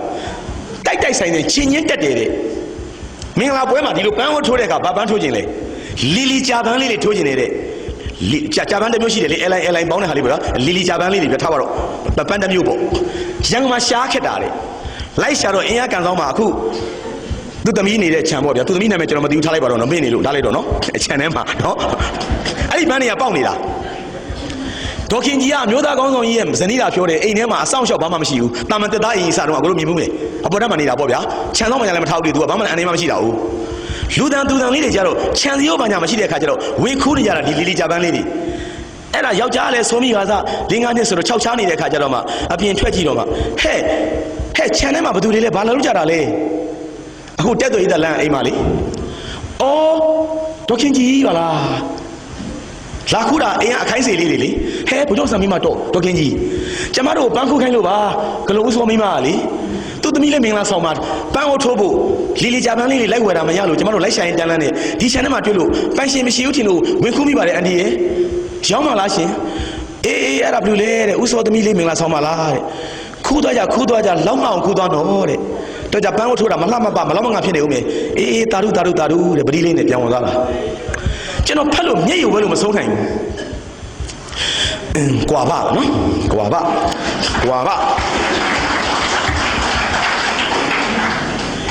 ကယ်ကိုနော်ချီလင်းတဲ့မိသားစုပဲလို့နော်ဒါကြောင့်တချင်းလို့ဆိုတာဒေါခင်ကြီးကဟုတ်လို့တယ်နော်မျက်နှာဝိုင်းပြည့်ကြီးနဲ့သူနာပြတယ်သူနာလူဆရာမကြီးဆိုတော့လေဘိုးကျောင်းဆန်းနဲ့ညာခါစားအများဆိုရင်ဘယ်လောက်ကြက်တည်ရှိလိုက်မလဲငယ်ရွယ်ဆိုတော့ဟိုလိုလဲဇွတ်တူကြီးနော်ဆေးရုံတက်တယ်ဂျပန်ခေတ်ဆေးရုံကြီးအခုတကုံအားထားကိတိရှိရယူဇနာဂါရီဥယျာဉ်လှုပ်ထားတဲ့ဟာမှာနေမကောင်းလို့တက်ပြီဟိုက nurse တွေ့ပြီကလေးမှာစစ်တိုက်ပြီမျက်လုံးချင်းဆိုရင်လည်းတကယ်ကိုကြိုက်သွားတာဒီမိန်းမအချင်းနာအယူကကြီးထားပြီလားညနာကလည်း very innocent ပြင်းမျိုးမဲ့မထင်လိန်နာကောက်တာရှုပ်တာထွေးတာဖွေတာလေးတာတပတ်ရိုက်တာဘာမှမရှိတကယ်ကြီးလို့ကြီးတာလေဘုရုပ်တယ်မဆေး6လုံးနဲ့နေ့ရင်နှလုံးမနေ့နှလုံးညကြနှလုံးအဲ့ခံကြီးကတောင်းတော့ကော်ဖီလေးနဲ့တောက်အစာခံပြီးတော့ပြန်ထွက်သွားဟာဒီမိန်းမချက်တည်ရှိလိုက်လားထမရင်နီနဲ့အင်ကြီးဖြူလေးနဲ့ဆွဲကြိုးလေးလည်းမဆွဲထားလက်ကောက်လေးလည်းမရှိလက်စွပ်လည်းမရှိတာမန်အင်ကြီးလေးနဲ့သူနေတာထိုင်တာလက်ပတ်နိုင်လေးတလုံးတော့ပတ်ထားရှာရဲ့ငါချစ်သွားပြီဖြစ်ပြီးတော့မှအတင်းပြန်ပြီးလူကြီးတွေပုတ်ကတ်တာဒီလိုဥပရှိုးလို့ပုံကိုယ်လေးဥပဝင်းလို့သူ့အကိုကြီးတွေကျွန်တော်မိမတယောက်တွေ့တယ်ကျွန်တော်ချစ်တယ်ကျွန်တော်အခုယူရင်းနဲ့ဘယ်တော့ယူမှလဲအခုညနေယူရင်းတာဟာဖြစ်ပြီးရိုးသားသောယောက်ျားများတကယ်ကိုမိမတယောက်တွေ့တာနဲ့လက်ထပ်ဖို့စစဉ်းစားတာတချို့ကြတော့မဟုတ်ဘူးနော်9နှစ်10နှစ်တွဲပြီးဝအောင်အီအောင်တွဲတာနော်မိမလေးကလက်ထပ်ကြပါလို့ပြောတာမှမလေးနေပါအောင်ကို့မှာအလုံးမရှိသေးဘူး3နှစ်လောက်စောင့်ပါအောင်ပါအောင်နဲ့အဲ့ဒီ OBJ ကြီးပြောတာလေလို့မိန်းကလေးကိုနစ်နာအောင်နာမည်ပြက်ပြီးမျိုးလေးရွာထဲမှာနဲဟိုမှာဒီစားချက်ချင်းကိုတွေ့တာနဲ့ချစ်တယ်ဘာညာမဟုတ်ဘူးနော်တခါတည်းလက်ထပ်မှာအဲ့ဒါနဲ့သွားပြီးတော့မှမိမတောင်းရတာသူနာပြုဆရာမကြီးနာမည်ကဘာလဲနတ်စမကြီးက sister ကြီးကထမင်းစေးကြီးနဲ့လူကြီးတွေပါသွားပြီဥပဝင်းတို့ဘာတို့ဥရဇတ်တို့ဆရာမကြီးကြောက်ပါခင်ဗျဒါဘုကြောင့်အောင်ဆမ်းပါခင်ဗျသိပါတယ်တဲ့ကျွန်တော်နိုင်ငံမှာအကြီးဆုံးပါခင်ဗျတင်နာပဋိပါခင်ဗျဆရာမကြီးတို့ဆေးရုံမှာရှိနေတဲ့ကျွန်တော်တို့ဆရာမလေးမခင်ကြီးကိုသူမြစ်တာမျှလို့ပါခင်ဗျပင်းစားပြရကိုလာတောင်းပန်တာပါခင်ဗျဟဲ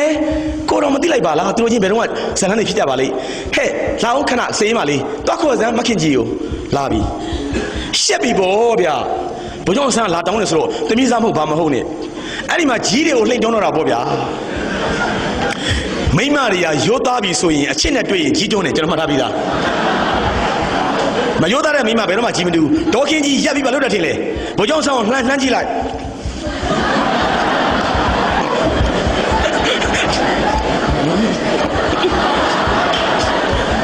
ကျွန်တော်ကတော့မိမတယောက်ကိုတွေ့ရင်လေအဲ့ဒါပဲကြည့်တာပဲကြီးတွန်းရင်ကမြစ်တာသိမြစ်တာမှန်ပဲယောက်ျားလေးများနော်မိန်းကလေးတယောက်ကမြစ်တာသိမြစ်တာမှန်နဲ့ချစ်ကြီးတွန်းတယ်သူကခမကြီးစားတကားသွားပြောကြည့်ပါလားဟင်တဘာရင်းနဲ့မိမတယောက်ကိုသွားပြောခင်ဗျကိုတော့တပတ်ရိုက်လိုက်ဦးမယ်ကျွန်တော်စကားလေးပြောစရာရှိလို့ပါခင်ဗျပြောလေပြောမှလေကြည့်ရနေပြီလားကျွန်တော်လေးဟိုနင်းပေါ်အမဆေဆိုးမှလည်းကြောက်နေလို့မဟုတ်ကျွန်တော်မြင်နေတာချပါကြီးမကြီးမြစ်တာမျှနေလို့ညပြောလိုက်ရောမှာလားအဲ့ဒါကြောက်စရာပဲနော်အဲ့လိုမဟုတ်ဘဲနဲ့ဘာလာပြောတာလဲလို့ဒေါခင်ကြီးတို့ပေါ့ဗျာဘိုးကျောင်းဆန်းအဲ့ဒါကိုတွေ့သွားတာဒီမိမကြီးတုံးတယ်မြစ်တာသိမြစ်တာမှန်ပဲဒီမိမကြီးတုံးနေပြီကွာမြစ်တာစီမြစ်တာမှန်မဲဆိုပြီးတော့တကယ်ကိုပဲသူတို့နှစ်ယောက်ကိုလက်ထပ်ပေးလိုက်ကြတာဗျာမင်္ဂလာပွဲမှာဘာမှလက်ဖွဲ့ပစ္စည်းမေမေရမရှိ တို့ဇုံလေးမတ်တရနဲ့ပုံလေးတွေ့ဘူးလားစစ်ပစ်စုံလေးနဲ့အုတ်ချုပ်ကလေးနဲ့ရွှေငွေဘာမှမရှိကျွန်တော်တို့ဒီလိုအခောက်သားရွှေလက်စုံမဝတ်ထားဘူးဘုဒ္ဓဆန်းဟာခင်ဗျားလေကျွန်တော်တို့ဆွဲကြိုးအခောက်သားလေတော့လားမဝတ်ထားဘူးရိုးရိုးကြီးဒီတိုင်းနေနေတာဟိုကသူနာပြုဆရာမကလည်းဘာမှမပါပဲနိုင်လေးတစ်လုံးနဲ့ဘုဒ္ဓဆန်းလက်ကလေးကိုဒီလိုလေးချစ်ပြီးတော့မှပါလေဒါရက်နေတာကရင်စစ်သားလေးတွေကလက်ဖွဲ့တယ်ထိုးဆန်းနဲ့လက်ဖွဲ့တော့တချင်းနဲ့လက်ဖွဲ့ပြရသည်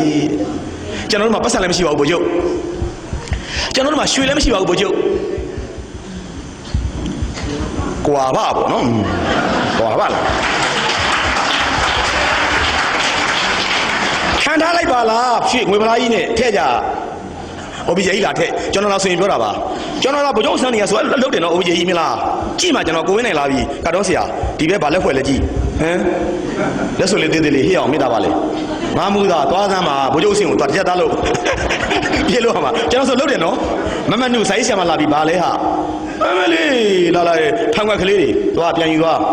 ကားတော်လေးပါလေးထည့်ပါလားမမနုကားတော်ထည့်ရောလုံးပါပေါ့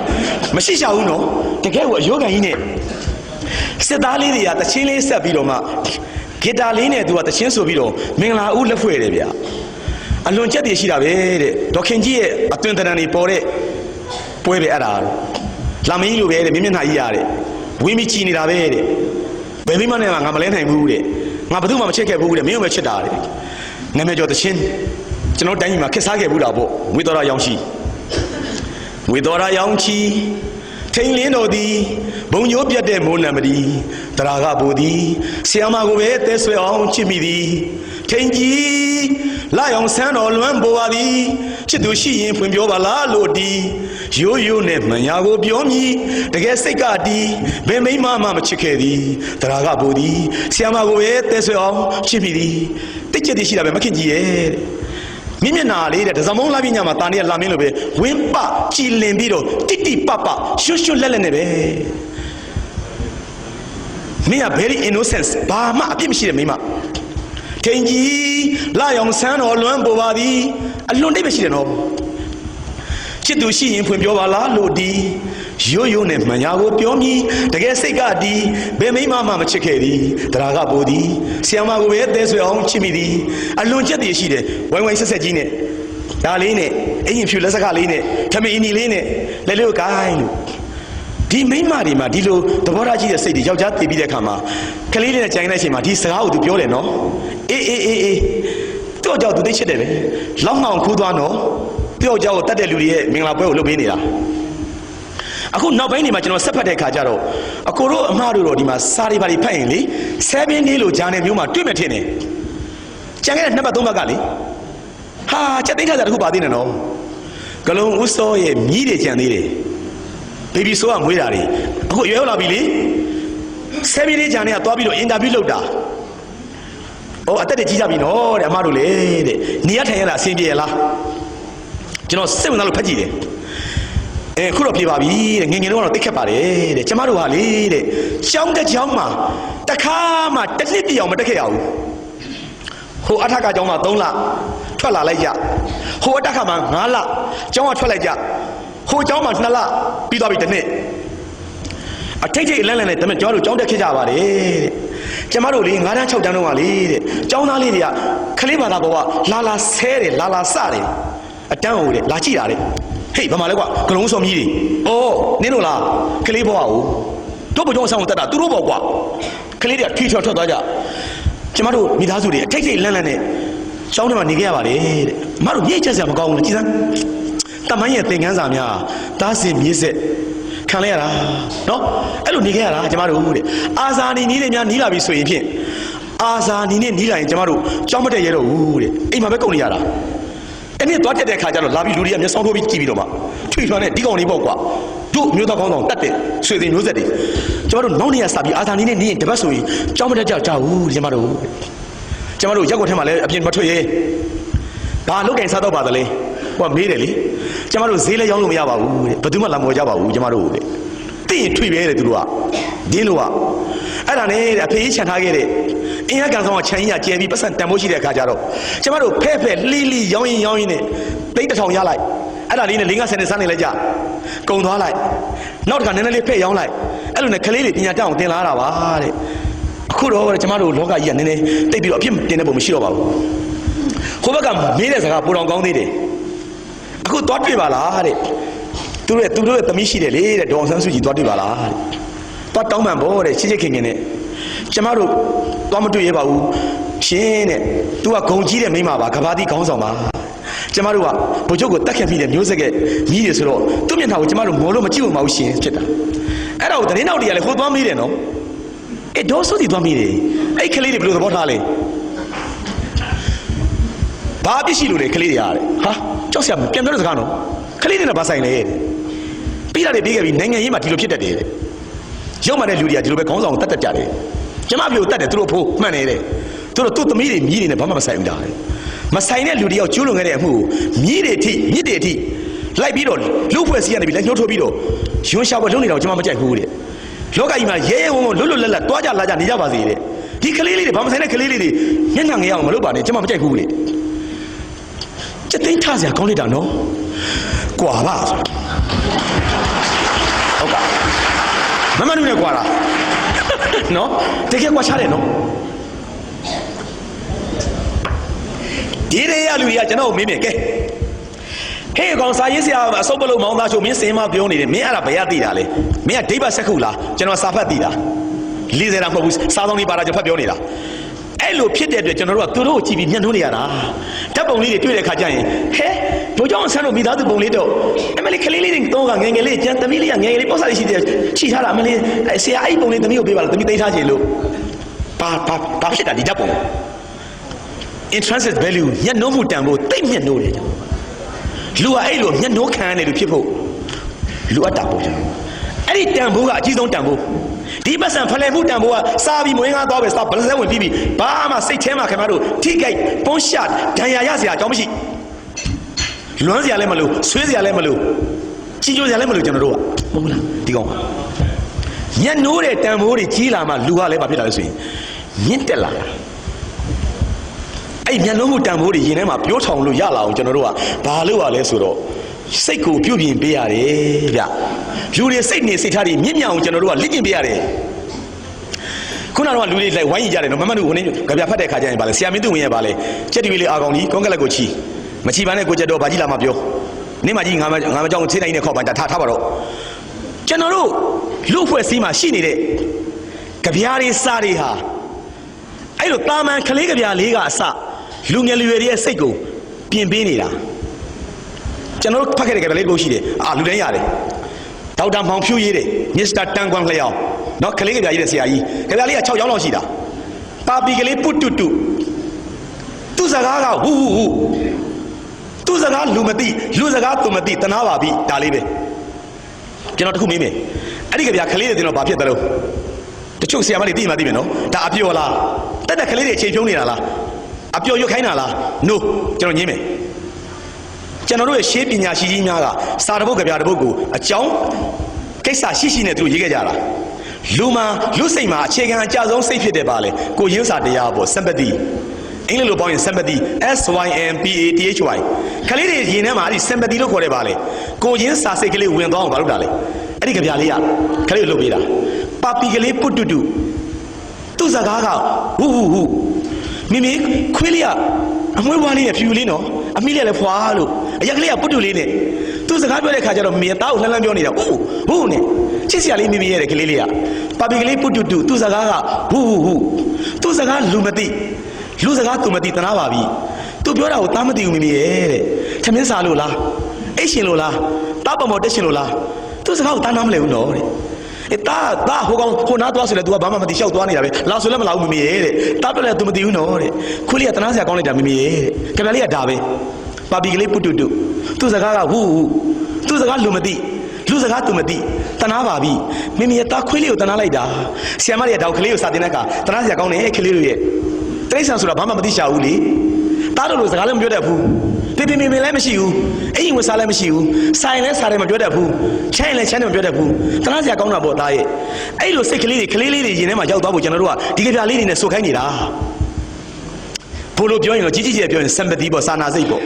မေမေ तू ကစကားပြောတတ်ဘူးနော်ဒါတနာတယ်မေမေ तू တို့ကနော်တားတို့ဂဒင်မအေးရဘူးနော်မေချမ်းရင်လေဟိုမြေကြီးထဲမှာတောင်လေးမှာကွေးနေရတာမေမေရဲ့တာခွေးလေးကိုတနာတယ်မေမေရဲ့အဲ့ဒီစိတ်ကိုကျွန်တော်တို့ပြောထောင်ပေးနေတာ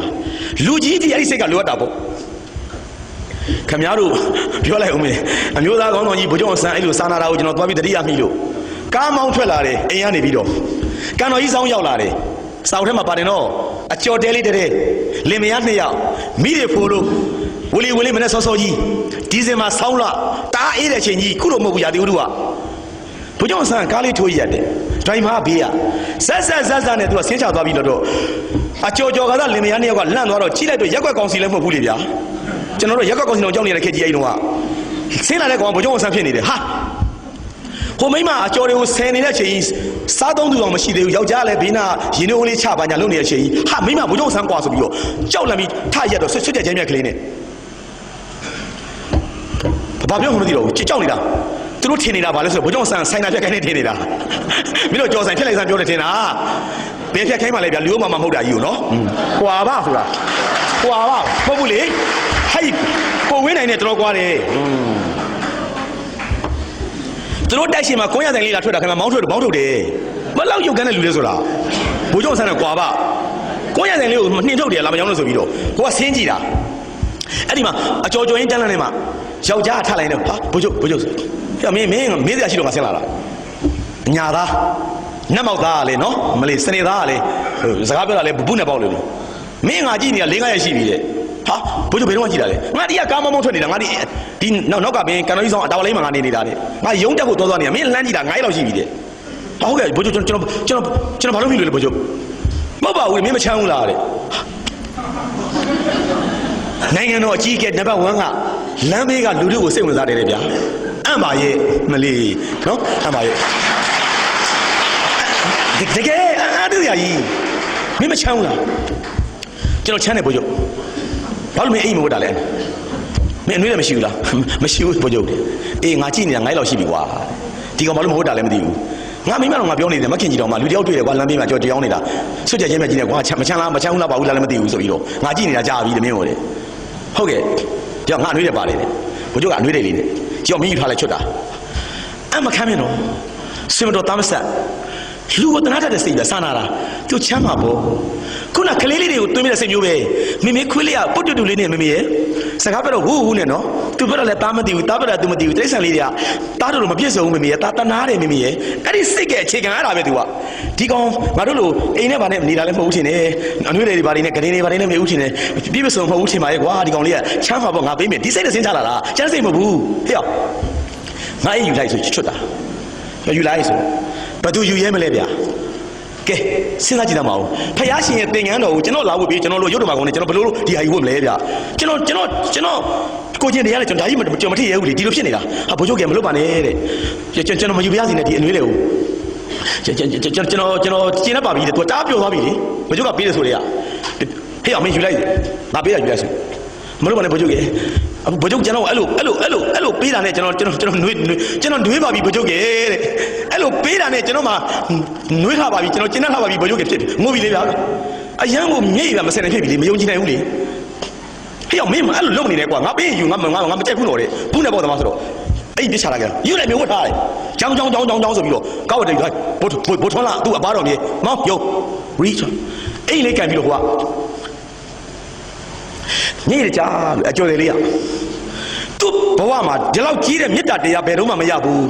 ဆင်းလာတဲ့လူကနိုင်ငံတော်ကြီးကဲမိမကြီးအေးဘုံကျုံဆန်ကြီးကွာငါပါတယ်ဖြစ်ကြတာကျွန်တော်အဲ့ဒါကိုဖတ်တဲ့အခါကျွန်တော်ကိုယ်တိုင်လည်းတကယ်မျက်ရည်မစီနိုင်ဖြစ်တယ်အဲ့ဒီစိတ်ကဘာစိတ်လဲဆိုတော့ခုနကျွန်တော်တို့ကလေးတွေကိုတင်ပေးတဲ့ကြပြားရဲ့စိတ်မျိုးဟာအဲ့ဒီသွားတယ်အခုတော့အဲ့ဒီသွားတယ်နော်ကျွန်တော်ပြောတဲ့စကားတိတ်အရေးကြီးတယ်ကျောင်းဆရာမတွေပိုင်ဆီယမလေးများပိုင်ကျွန်တော်အထူးသတိပေးမယ်နော်အဲ့ဒီကြပြားတွေကိုကျွန်တော်တို့ကလေးဘဝမှာသင်တာနတ်ညောချသင်တာမဟုတ်ဘူးကလေးတွေရဲ့စိတ်ကိုပါပြောင်းအောင်ကျွန်တော်သင်နေတာပညာရေးကအဲ့ဒီကြီးသွားမှာနော်ဟာကျွန်တော်ဆိုအဲ့ကြပြားလေးကိုချစ်လိုက်တာပါပီကလေးပုတ်တုသူစကားဟူသူစကားလူမသိလူစကားသူမသိတနာပါပြီအဲ့ဒီကြပြားလေးကိုကျွန်တော်ချစ်တယ်အခုဒီကျွန်တော်ရနေတယ်လေဘာကြောင့်လဲကျွန်တော်တန်ဖိုးထားတယ်ဒီကြပြားဘာလုပ်လို့ရလဲဟင်ခောက်ဆွဲကြော်လို့စားလို့ရသလားကဲကျွန်တော်မေးမယ်ဒီပတ်စံ1000တန်လို့အဲ့ကြပြားတစ်ပုတ်ပေးပြီးတော့ခင်ဗျားတို့ဆန်နဲ့လဲလို့ရသလားသို့တော့အဲ့ကြပြားလေးကိုကျွန်တော်ဘာလို့ပြောရလဲသိလားငါတို့ရဲ့စိတ်နေစိတ်ထားတွေကိုအပြောင်းလဲပေးတဲ့ကြပြားလေးပဲ ငါတို့ကျွန်တော်အပါဝင်ပေါ့နော်ငါတို့ငငယ်ဒါလေးတင်ခဲ့ရတာငါတို့စိတ်တွေညှဉ်းညံ့သိမ့်မွေ့သွားပြောင်းလဲတဲ့ကြပြလေးပဲနော်ဒေါက်တာမောင်ဖြူငါချစ်လိုက်တာဒီကြပြလေးကိုဒီကြပြမှာဘာရှိလဲ intrinsic value ကမွေးငါနဲ့တန်နေပါကြပြလူငယ်တွေအဲ့ဒါကိုတန်ဖိုးမထားမှကျွန်တော်ကြောက်တာဆရာတို့စားတွေကြပြတွေဝတ္ထုတွေရုပ်ရှင်တွေကာတွန်းတွေပါလဲဗျနုနေအင်းဝိုင်ဝတ္ထုတို့တပုတ်ကခင်ဗျမွေးငါတော့ကောင်းလို့လားချွဲအဲ့လိုအတွေးရှိတယ်နော်ခင်ဗျမောင်ချုံးနေခင်ဗျတပုတ်ကခင်ဗျဘီယာစီဘီယာနှစ်ခါလောက်ရတာရှိလို့လားကြက်ကြော်လောက်ကောင်းလို့လားလုံးဝမှားနေရယူဆတယ်ကျွန်တော်အလွန်ကြောက်စရာကောင်းတဲ့ဒီစိတ်တွေဟာကျွန်တော်တို့လူမျိုးအဲ့လိုဖြစ်မှသိကြောက်တာပဲမိကဗျာပါလေကွာတိုက်စားလို့ရသလားမင်းတို့ဝတ္ထုတို့ဝတ္ထုရှိတွေကကြက်ကြော်လောက်ကောင်းသလားကြက်တယ်မင်းတို့ရင်းနေရတဲ့ဆောင်းမတွေစာပေဆောင်းမတွေဘာညာတွေရင်ကျင်းမှုဆောင်းမတွေဘာညာတွေပေါ့အဲ့ဒါတွေကမင်းတို့ဗာလဲဒင်ကျင်လောက်ကောင်းလားဒင်ကျင်လောက်ကောင်းလို့လားဖတ်လို့လောက်ကောင်းလို့လားအဲ့ဒါဆိုမှားသွားမယ်ဟိုကောင်တွေရှိနေတဲ့တန်ဖိုးက use value ပဲရှိတာဒီကြပြလေးကိုချစ်တယ်လို့ဘုံကြောင့်ဆန်းပုံကြည့်ပြီးတော့ကျွန်တော်တို့ဒီဓာတ်ပုံလေးကျွန်တော်သိထားခြင်းနဲ့ခင်ဗျာဖြစ်တယ်လို့မျိုးခင်ဗျားတို့ intrinsic value ဒီကောင်ကမရှိဘူးကျွန်တော်ဟိုကောင်လေးမသုံးဖို့ပြောတော့မဟုတ်ဘူးတော့ဒါကိုမင်းနေမှာကျွန်တော်သတိပေးနေတာတကယ်တန်ဖိုးဆိုတာအဲ့ဟာဖယားရဲ့တရားတော်တွေကချက်စားလို့ရတာလားငါးပါးသီလလိုက်ဆိုတဲ့ဟာတွေကခင်ဗျားတို့ဘီယာလိုတောက်လို့ရတာလားသို့တော့ဗုဒ္ဓဘာသာဝင်များအားလုံးဒီကောင်တန်ဖိုးထားတယ်မဟုတ်လားကျွန်တော်ကလေးဘဝတိတ်ပြီးတော့လေမိန်တာပဲဘဝမှာလေကြပြားလေးတင်လိုက်ကြပြားလေးတင်လိုက်လေအဲ့ဒါမျိုးလေးတွေကြီးပဲသိလားကိုပြည့်သိလားဟိုဟာမျိုးဆိုရင်မှာကြက်တူရေးဆိုရင်လေဗာလေကြက်တူရေးရွှေခဲကြက်တူရေး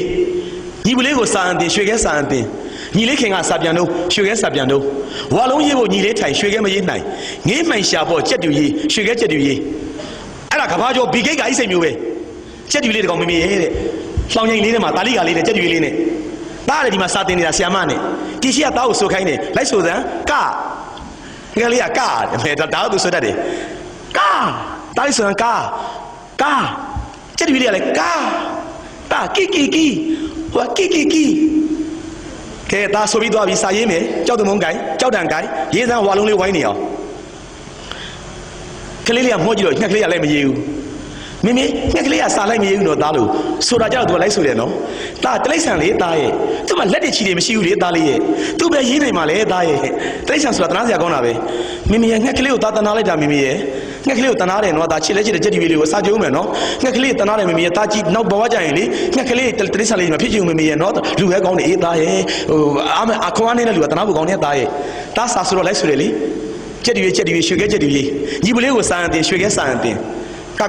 ကီလိုက်ဆိုတယ်လေညီလေးခင်ကစာပြန်တော့ရွှေခဲစာပြန်တော့ဝါလုံးရေးဖို့ညီလေးထိုင်ရွှေခဲမရေးနိုင်ဝါလုံးလေးရေးပြီးငှက်ကလေးကလှမ်းကြည့်ပြီးတော့ဟိုဘက်ငိုင်းနေတယ်ငယ်သူလိုက်မရေးတဲ့ခါကျတော့လေနှုတ်သီးလေးဟိုဘက်ထည့်ပြီးတော့မှငင်းနိုင်ရှာပေါ့ကြက်တီရွှေခဲကြက်တီမမေတာတနာတယ်မမေရဲ့တားတော့လို့မဟုတ်ဘူးနော်ဒီစိတ်ကကဘာကြီးထီသွားတယ်ကဘာကြီးထီသွားတယ်နော်ကွန်ပျူတာပညာရှင်ကဘာချမ်းသာဆုံးပုဂ္ဂိုလ်ဘီဂိတ်သူ့မှာပိုင်းတဲ့ပတ်စံတွေကိုသူကကင်ပြီးတော့မှကဘာလှမ်းကြည့်ပြီးတော့လှူမဲ့အမေရိကန်ဒေါ်လာဘီလီယံတန်း90ကျော်ရေမတော့တဲ့ကောင်တွေအများကြီးရှိတယ်ကဘာမှာရင်ငတ်နေတဲ့နိုင်ငံတွေတော့အဲ့ပတ်စံသုံးနေကြောက်ခမန်းလေးတွေပဲငှက်ဖျားပြပြီးတင်နေရပြီအများကြီးပဲငါပတ်စံသုံးနေဒီကိတ်တော့သမီးတို့ကွန်ပျူတာကင်သိတယ်နော် Microsoft ကုမ္ပဏီလေအမေရိကန်နိုင်ငံသားလေသမီးတို့ရဲ့ညီတို့သုံးနေရတဲ့ကွန်ပျူတာတွေမှာသုံးနေတဲ့ software တွေကဒီကိတ်ကဟာတွေလေအဲ့လူကြီးပဲအသက်52နှစ်ပဲရှိသေးတာတချို့နိုင်ငံတွေမှာ ANS ဖြစ်ပြီးလူတွေတင်နေရတယ်အဲ့ဒီငါအမေရိကန်ဒေါ်လာဘီလီယံတန်း90တဲ့တော့မစီမဆိုင်ဗမာနိုင်ငံမှာနာဂစ်ဖြစ်တော့လာပြီးလှူသွားသေးတယ်မလားနော်အမေရိကန်ဒေါ်လာ3သန်းလာလှူသွားတယ်လေကျွန်တော်နိုင်ငံကိုအဲ့လူဘီဂိတ်ပဲအဲ့စိတ်ကဘာစိတ်လဲအော်ငါတို့မိသားစုကအမေရိကန်နိုင်ငံမှာချမ်းသာလို့ငါသမီးညောင်းနဲ့ငါမိန်းမနဲ့သူတို့ငါတို့လိုမစားတဲ့မိသားစုတွေရှိနေတယ်အဲ့ဆိုသုံးလိုက်ငါတို့လိုရေဝါမတော့တဲ့နိုင်ငံတွေရှိတယ်အောင်ပေးလိုက်ဗမာနိုင်ငံဆင်းရဲရှာတယ်ကွာမှုန်နိုင်တိုက်တယ်ကွာလူတွေတော့ဟောက်ကြတယ်ဟေ့3သန်းထုတ်လိုက်လှူလိုက်အဲ့ဒါကဆယ်မတီမှာချိန်ခံတယ်ကြက်တပီလေးကိုတနာသလိုပဲသူတို့အားငယ်ရှာတာပေါ့သူတို့အားနေရှာတာပေါ့သူတို့မှမရှိရှာဘူးပေါ့တိတ်ကြောက်စရာကောင်းတဲ့စိတ်ဒီစိတ်ကကျွန်တော်လန့်တော့ပြောလို့မဟုတ်ဘူးနော်လူဘဝကိုအပြောင်းလဲဖြစ်စေတဲ့စိတ်တွေဒါကြောင့်ကျွန်တော်တို့ကဒီကြပြလေးတွေကိုချစ်တာ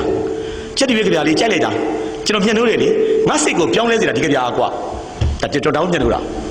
ပါပီလေးပုတုငါစိတ်ကိုအပြောင်းလဲဖြစ်အောင်လုပ်တာဒီကြပြကွာကျွန်တော်ချစ်တယ်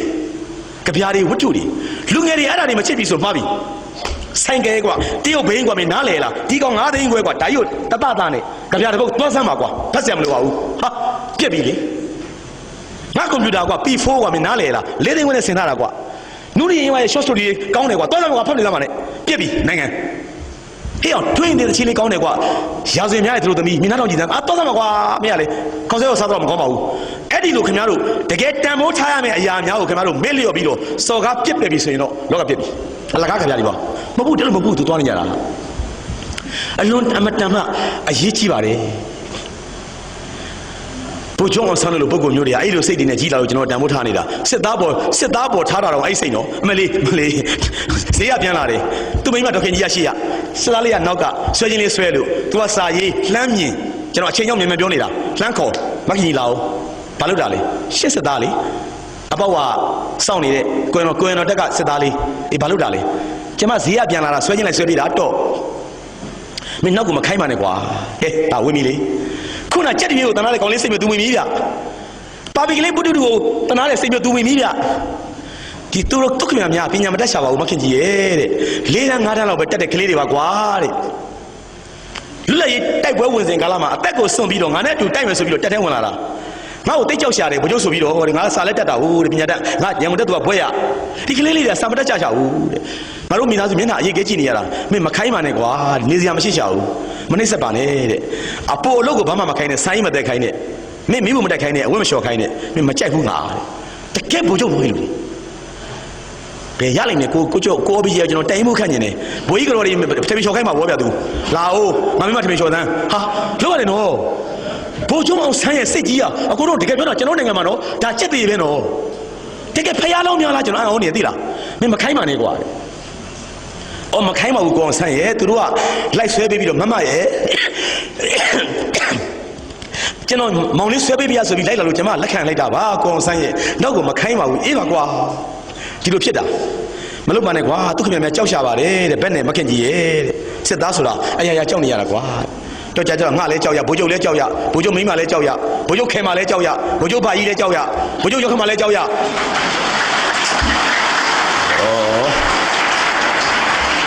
ရိုးပြောတာလက်ကုပ်တွေထတီးနေတယ်ဒီလေးရလူလိုက်တယ်နော်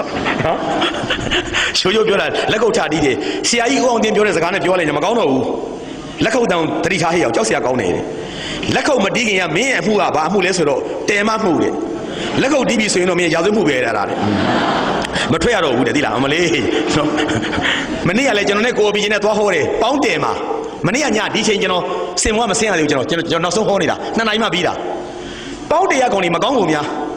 ကျွန်တော်ဟောပြောမလို့ဘယ်နေအောင်လုပ်တယ်ထင်လဲမြို့တော်ခမ်းမရှေ့မှာထောင်ဟာဟေ့အောင်နေပြောရင်းနဲ့လှမ်းကြည့်တယ်အချင်းထောင်နေဟာကွာဒီတွေကတော့အဲ့လိုမလုပ်ပါဘူးနော်အေးကိုမင်းတက်လိုက်စိတ်ချတယ်နော်ရစိတ်ချတယ်တဲ့နော်မလုပ်ဘူးမလားနော်အေးမလုပ်နော်တကယ်ကိုအဲ့ဒီစိတ်ကြီးနေနဲ့နေတဲ့ပုံကိုယ်တွေဖြစ်လို့ကျွန်တော်တို့ကညနိုးထားတန်ဖိုးထားနေတာဗျလူတွေရဲ့စိတ်နေစိတ်ထားတွေကိုအပြောင်းလဲဖြစ်စေတော့ကြပြားတွေစာတွေတချင်းတွေဂီတတွေကိုဘယ်တော့မှခင်ဗျားတို့မမေ့လေနဲ့ကျွန်တော်ပြောမယ်စမ်းရဖြွန်းတချင်းတတိယလို့ပြောလိုက်ဦးမယ်ကိုရထားနေလူကြီးရဲ့ကြောက်ဘူးတွေကျော်စားလို့ရတာလားစမ်းရထွန်းညွန့်လေအခုတော့မတို့ကြောက်ဦးမယ်နော်မြို့ကြီးပြကြီးမနီးတဲ့တောရထားနေခဏခဏလာတယ်ရေဒီယိုရောဟိုဗာလဲ MRT4 ရောလာတယ်လေဗာလဲနည်းနည်းစလိုက်ဦးမယ်တချင်းကနည်းနည်းအနည်း10ဘလောက်ဆိုပါမှစမ်းရထွန်းညွန့်မြို့ကြီးပြကြီးမနီးတဲ့တောရထားနေတော့ရထာနေမှအဲ့ဒီကစလူဖြစ်ရတဲ့ကိုဘဝချီကိုညံသုံးကိုကျွန်တော်ဇာတိပေါ့သုံးကွာကိုအသက်ရွယ်9နှစ်ကျော်10နှစ်တွင်အဖော်ရီများနဲ့ကစားခဲ့ကြပျော်ပျော်ရွှင်မိနိုင်ဘူးစင်ကိုဇာတိမြေတော့ရရွာကိုပင်တစနဲ့ကိုဘဝမှာပင်အရွယ်ရောက်လို့လာပြန်တော့ရွာမှာပျော်ပြီမဲ့လေပျော်ရမှာမနေတော်ရမှာနေရမယ်လို့ဆိုရိုးစကားတွေရှိခဲ့တာကြောင့်မြို့ကြီးကိုလေရောက်နေပြီမဲ့တော့ကအဖော်ရီများကိုတနစ်တရက်မှမမေ့နိုင်ပါစင်မမေ့နိုင်ပါစင်တော့မှဆွေမျိုးသားချင်းလက်ဆင်းကြတဲ့သူတွေပင်တော့သူလုံးမတသိန်းတငယ်ချင်းများပင်ကိုမမေ့တာယုံစေခြင်းကိုအခွင့်သာခဲ့ရင်တစ်ခေါက်တစ်ခါအရောက်လာဖို့သာပြင်အဲ့ဒါချင်းခေါက်ဆွဲကြော်လို့စားလို့ရလားစက်ဘိန်းလို့တက်စီးလို့ရသလားဒီပတ်စံ1000လို့တက်ချင်းပေးရင်စမ်းရသလားစီးရသလားတို့တော့ဒီချင်းမှာဘာရှိနေလဲ intrinsic value တကယ်တန်ဖိုးရှိနေတယ်အဲ့ဒါချင်းကြားမယ်ဆိုရင်ကျွန်တော်ယုံကြည်တယ်လူရောက်100မှာ90ရွာတရိရတယ်ဗျဟာ ကိုယ့်ရထာနေဆိုတော့ပြောရမှမနေတော်ရမှနေရမယ်လို့စိုးစားတွေရှိခဲ့တာကြောင့်မြို့ကြီးကိုပြင်ရောက်နေပြီမဲ့တော့ကအဖိုးတွေများကိုတနေ့တည်းမှမမိနိုင်ပါစေဟာကျွန်တော်လည်းကြက်သိထားတာပဲတော့မှဘာတန်ဖို့ရှိနေတာလဲအဲ့တချင်းကအကိုတို့စဉ်းစားကြည့် use value စပိန်လို့နင်းလို့ရသလားအဲ့တချင်းက use value ဆိုင်ကလို့ခွာစီလို့ရသလား use value မွေးငါလို့စားလို့ရတဲ့တချင်းကမရပါဘူးဖယ်လဲလို့ရသလားအဲ့ချင်းလဲမယ်ပတ်စံလို့လဲမယ်ရလားမရပါဘူးဘာတန်ဖို့ရှိနေလဲဆိုတော့သူမှာညနိုးစရာကောင်းတဲ့ဂီတဖြစ်နေတော့ကျွန်တော်တန်ဖိုးထားရတာကျွန်တော်တို့စိတ်ကိုပြောင်းလဲစေတာအဲ့ညနိုးမှုတန်ဖိုးကပြောင်းလဲစေတာအဲ့ဒီတန်ဖိုးကကျွန်တော်တို့ပြောင်းပလိုက်တာရွာတရိရသွားတယ်ကျွန်တော်တချင်းကြတဲ့ခါကျတော့မှာဆွေမျိုးသားချင်းလက်ဆင်းကြတဲ့သူတွေပင်တောသူလုံမွေသင်းတငယ်ချင်းများပင်ကျွန်တော်မိတ်ဆွေတွေရွာမှာအများကြီးပဲလေကိုမမေ့တာယုံစေခြင်းကိုအခွင့်သာခဲ့ရင်တစ်ခေါက်တစ်ခါရောက်လာဖို့သာပြင်ငါအဆင်ပြေလာခဲ့မယ်မင်းရွာဦးတကယ်ဖြစ်တယ်ကျွန်တော်ပြန်လာမယ်ရွာဦးဆရာတော်ဘုရားကိုကြောက်မယ်ဆရာဟောင်းဆရာမဟောင်းများကိုကြောက်မယ်ကိုเจ้าနေမဲ့တငယ်ချင်းသားတွေသမီးတွေဆင်းရဲနေဗလာဆောင်လေးတွေပေးမယ်အစိုးထမင်းလေးတွေပေးမယ်ရွာထွက်လာတော့ကွညံကွာထွက်လာတော့ကျွန်တော်နှုတ်မစခဲ့ရတယ်ကျွန်တော်ငယ်ကြီးဦးဟိုနေ့တော့ရှိမယ်ဗျအယောက်20 30လောက်တော့ရှိမယ်ထင်တယ်နော်အဲ့ဒါကိုကျွန်တော်ကဗာလဲဟိုနေ့ပေါ့နော်နှုတ်ဆက်မယ်ကျွန်တော်ကိုစိတ်တွေပြောင်းလဲသွားစီတာကိုအပြီးရေးအဲ့တချင်းကပြောင်းလဲသွားတာအဲ့ဒီကောင်ကဘာတန်ဖို့လဲကိုတို့ပြော intrinsic value ညှက်နိုးနေတာအဲ့ဒါမျိုးတွေကိုခင်ဗျားတို့အလကားထင်ပြီဆိုရင်တော့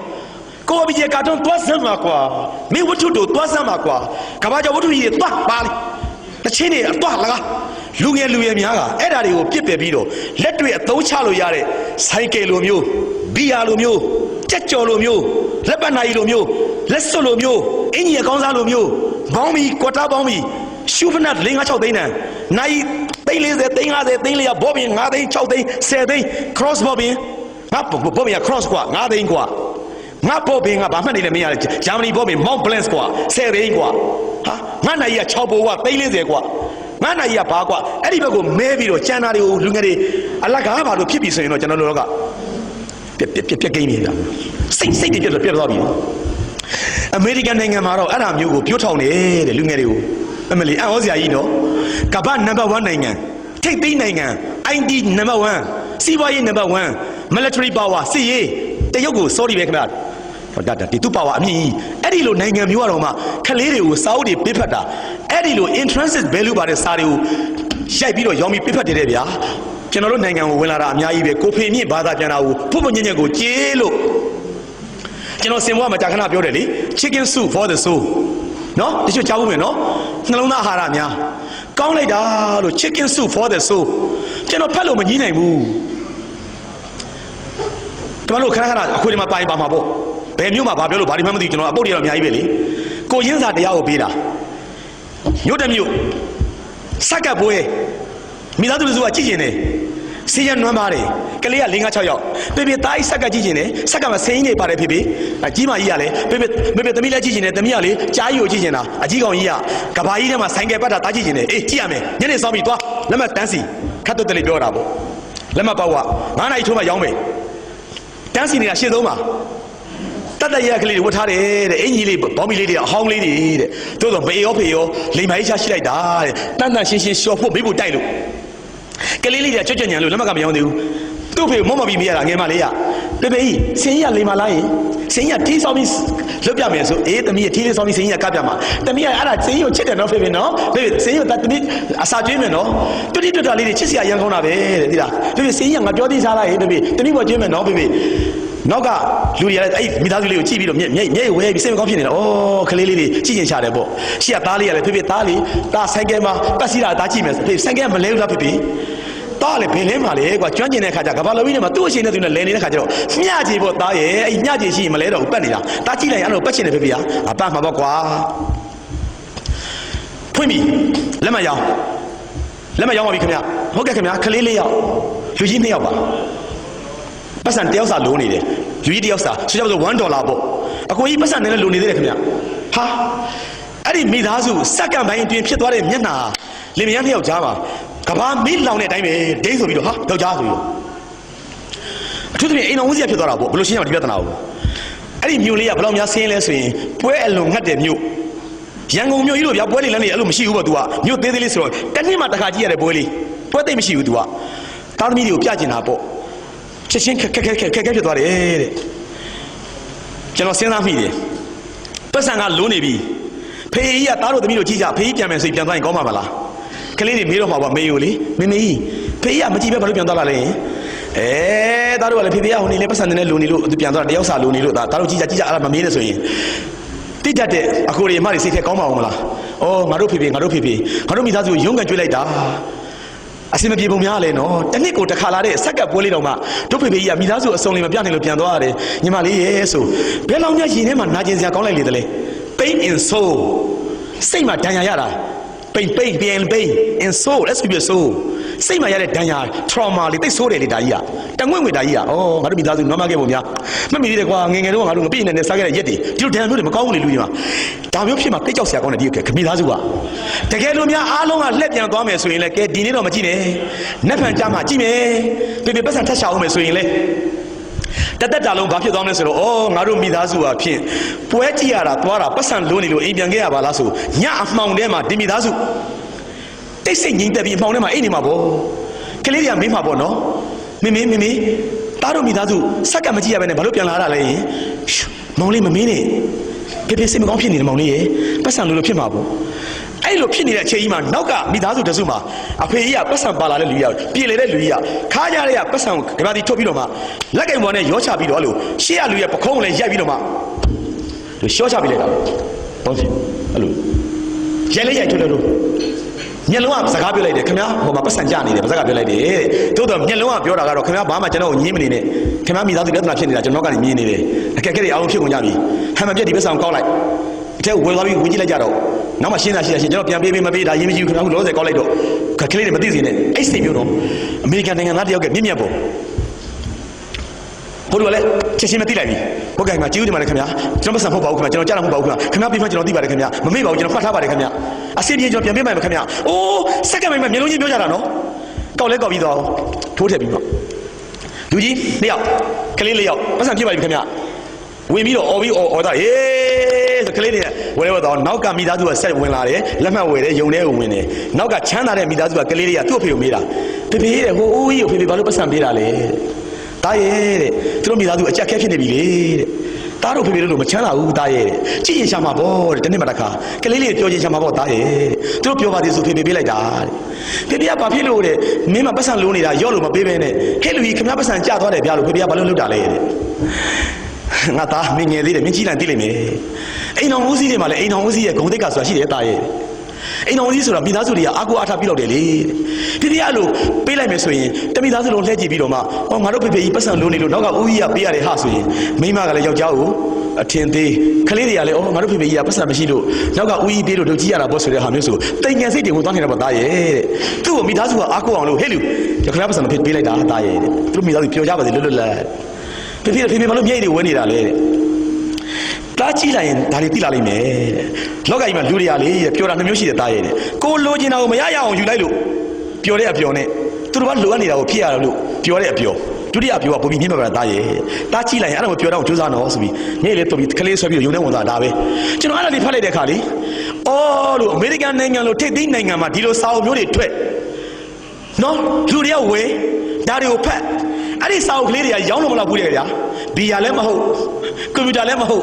်မော်တော်ကားလည်းမဟုတ်လက်ပတ်တာကြီးလည်းမဟုတ်အဲ့ဒီစာအုပ်ကိုအမေရိကန်ကလေးတွေကညှက်နိုးပြီးတော့ဖတ်နေကြလေတဲ့ဗျာအမတို့ကြီးကြည့်ကြည့်စမ်းဟေးကောင်းတဲ့စာလေးနေနဲ့အမေဒီစာအုပ်ကဘာတန်ဖို့လဲကြိုက်စားလို့ရလို့လားကျွန်တော်မေးချင်တယ်ဟင်ခောက်ဆွဲကြော်လားဒီစာအုပ်ကစက်ဘိန်းလားဒီစာအုပ်ကနာရီလားဒီစာအုပ်ကအမေရိကန်ဒေါ်လာလာ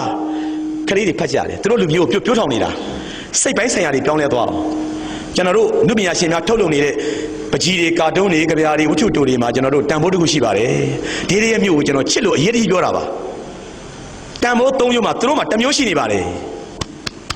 သုံးလို့မရပါဘူး use လုပ်လို့မရပါဘူးစပိန်လို့ဖလှယ်လို့မရပါဘူးသို့တော့တကယ်တန်ဖိုးတွေရှိနေတယ်ကဘာမှာအဲ့ဒါကိုသိတဲ့လူတွေကစာဖတ်နေကြတယ်ကြပြားဖတ်ကြတယ်ကာတွန်းတွေဖတ်တယ်တချင်းတွေနားထောင်တယ်ရုပ်ရှင်တွေကြည့်ကြတယ်လူငယ်လူရွယ်များကိုမိဘများပြောထောင်တဲ့အခါမှာအလကားအလုပ်တွေပါလို့မတားပါနဲ့ဒီမှာစာဖတ်ဖို့လိုတယ်ဒါမှတကယ်တန်ဖိုးကိုရမယ်အဲ့ဒီမှာနှလုံးသားတွေပြောင်းသွားမယ်အဲ့ဒီမှာအောင်ဆန်းလိုကောင်တို့အဲ့ဒီမှာဂေါတမမြတ်စွာဘုရားလိုပုဂ္ဂိုလ်တို့အဲ့ဒီမှာဒေါခင်ကြီးလိုလူတို့အဲ့ဒီလိုနှလုံးသားမြင့်မြတ်တဲ့လူတွေပေါ်ထွန်းလာစေတာအဲ့ဘယ်လူကပေးတာဒီရဲ့မျိုးအမတန်ချက်တွေရှိပါတယ်ကျွန်တော်ဟောမယ်ဆိုရင်တော့ မနေ့မိုးလင်းသွားမှာပေါ့ဗျာသို့တော်လည်းအချိန်ကာရှိတာကိုကျွန်တော်တို့ဟာဒီကပြီးရင်လည်းမပြီးသေးပါဘူးတန်နိုင်ငံလုံးကိုလှည့်ပတ်သွားမှာကျွန်တော်ပွဲ90လောက်ကြံသေးတယ်ကျွန်တော်တို့တကယ်ကြံသေးတာမပြီးနိုင်ဘူးဗျာဘယ်တွေရောက်နေမှလည်းမသိဘူးရှမ်းပြည်ကြောင်မဲပါတယ်ကိုဘီကျေရေမူဆဲပါတယ်လာရှိုးပါတယ်တောင်တွင်းကြီးနတ်မောက်ဘာတွေမှန်းကိုမသိဘူးကျွန်တော်စင်းနေရလိုက်လံဟောပြောရပါတယ်အပျော်မဟုတ်ပါဘူးကျွန်တော်တို့ခီးစင်နေရစေတနာခီးစင်နေပါအကိုတို့ကျွန်တော်တစ္ဆာစကားပြောတာနော်စေတနာခီးစင်နေကျွန်တော်တို့ကကျွန်တော်နိုင်ငံကိုပြောင်းလဲစေချင်ပြီကျွန်တော်တစ်ချက်ပဲပြောသွားပါတယ်အများကြီးရှိမှာပေါ့ဆရာမမနုနူကြီးပြောတာတွေရောကိုဘီကျေပြောတာကိုကျွန်တော်တစ်ခုပဲသတိပေးခဲ့ခြင်းပါတယ် value ၃မျိုးမှာသုံးမရစားမရစီးမရကြော်မရချက်မရတဲ့တကယ် value ရှိတဲ့စာဖတ်ချင်းလိုဟာမျိုးမင်းလျော်ပြီးတော့အလကားပါလို့ပြောရင်တော့ခင်ဗျားတို့တစ်မျိုးလုံးတောင်းပြီပဲဒါကြောင့်ဒီတဲ့မျိုးသူမျိုးသားများကျွန်တော်နဲ့အတူတူကျွန်တော်တို့အနာဂတ်ကိုနော်စိတ်ချလုံးသားကောင်းမွန်မြင့်မြတ်တဲ့ပုံကောင်များမွေးလာအောင်လို့တကယ် value ရှိသောအနုပညာကြပြဝတ္ထုစာပေများနဲ့ကျွန်တော်တို့အနာဂတ်လူငယ်လေးများကိုပြိုးထောင်ဖို့မမေ့ကြပါနဲ့လို့မေတ္တာစကားဆိုရင်းနဲ့ကျွန်တော်ညီကုန်းချုပ်ခဲ့ပါတယ်ဒီတော့ပါမယ်နော်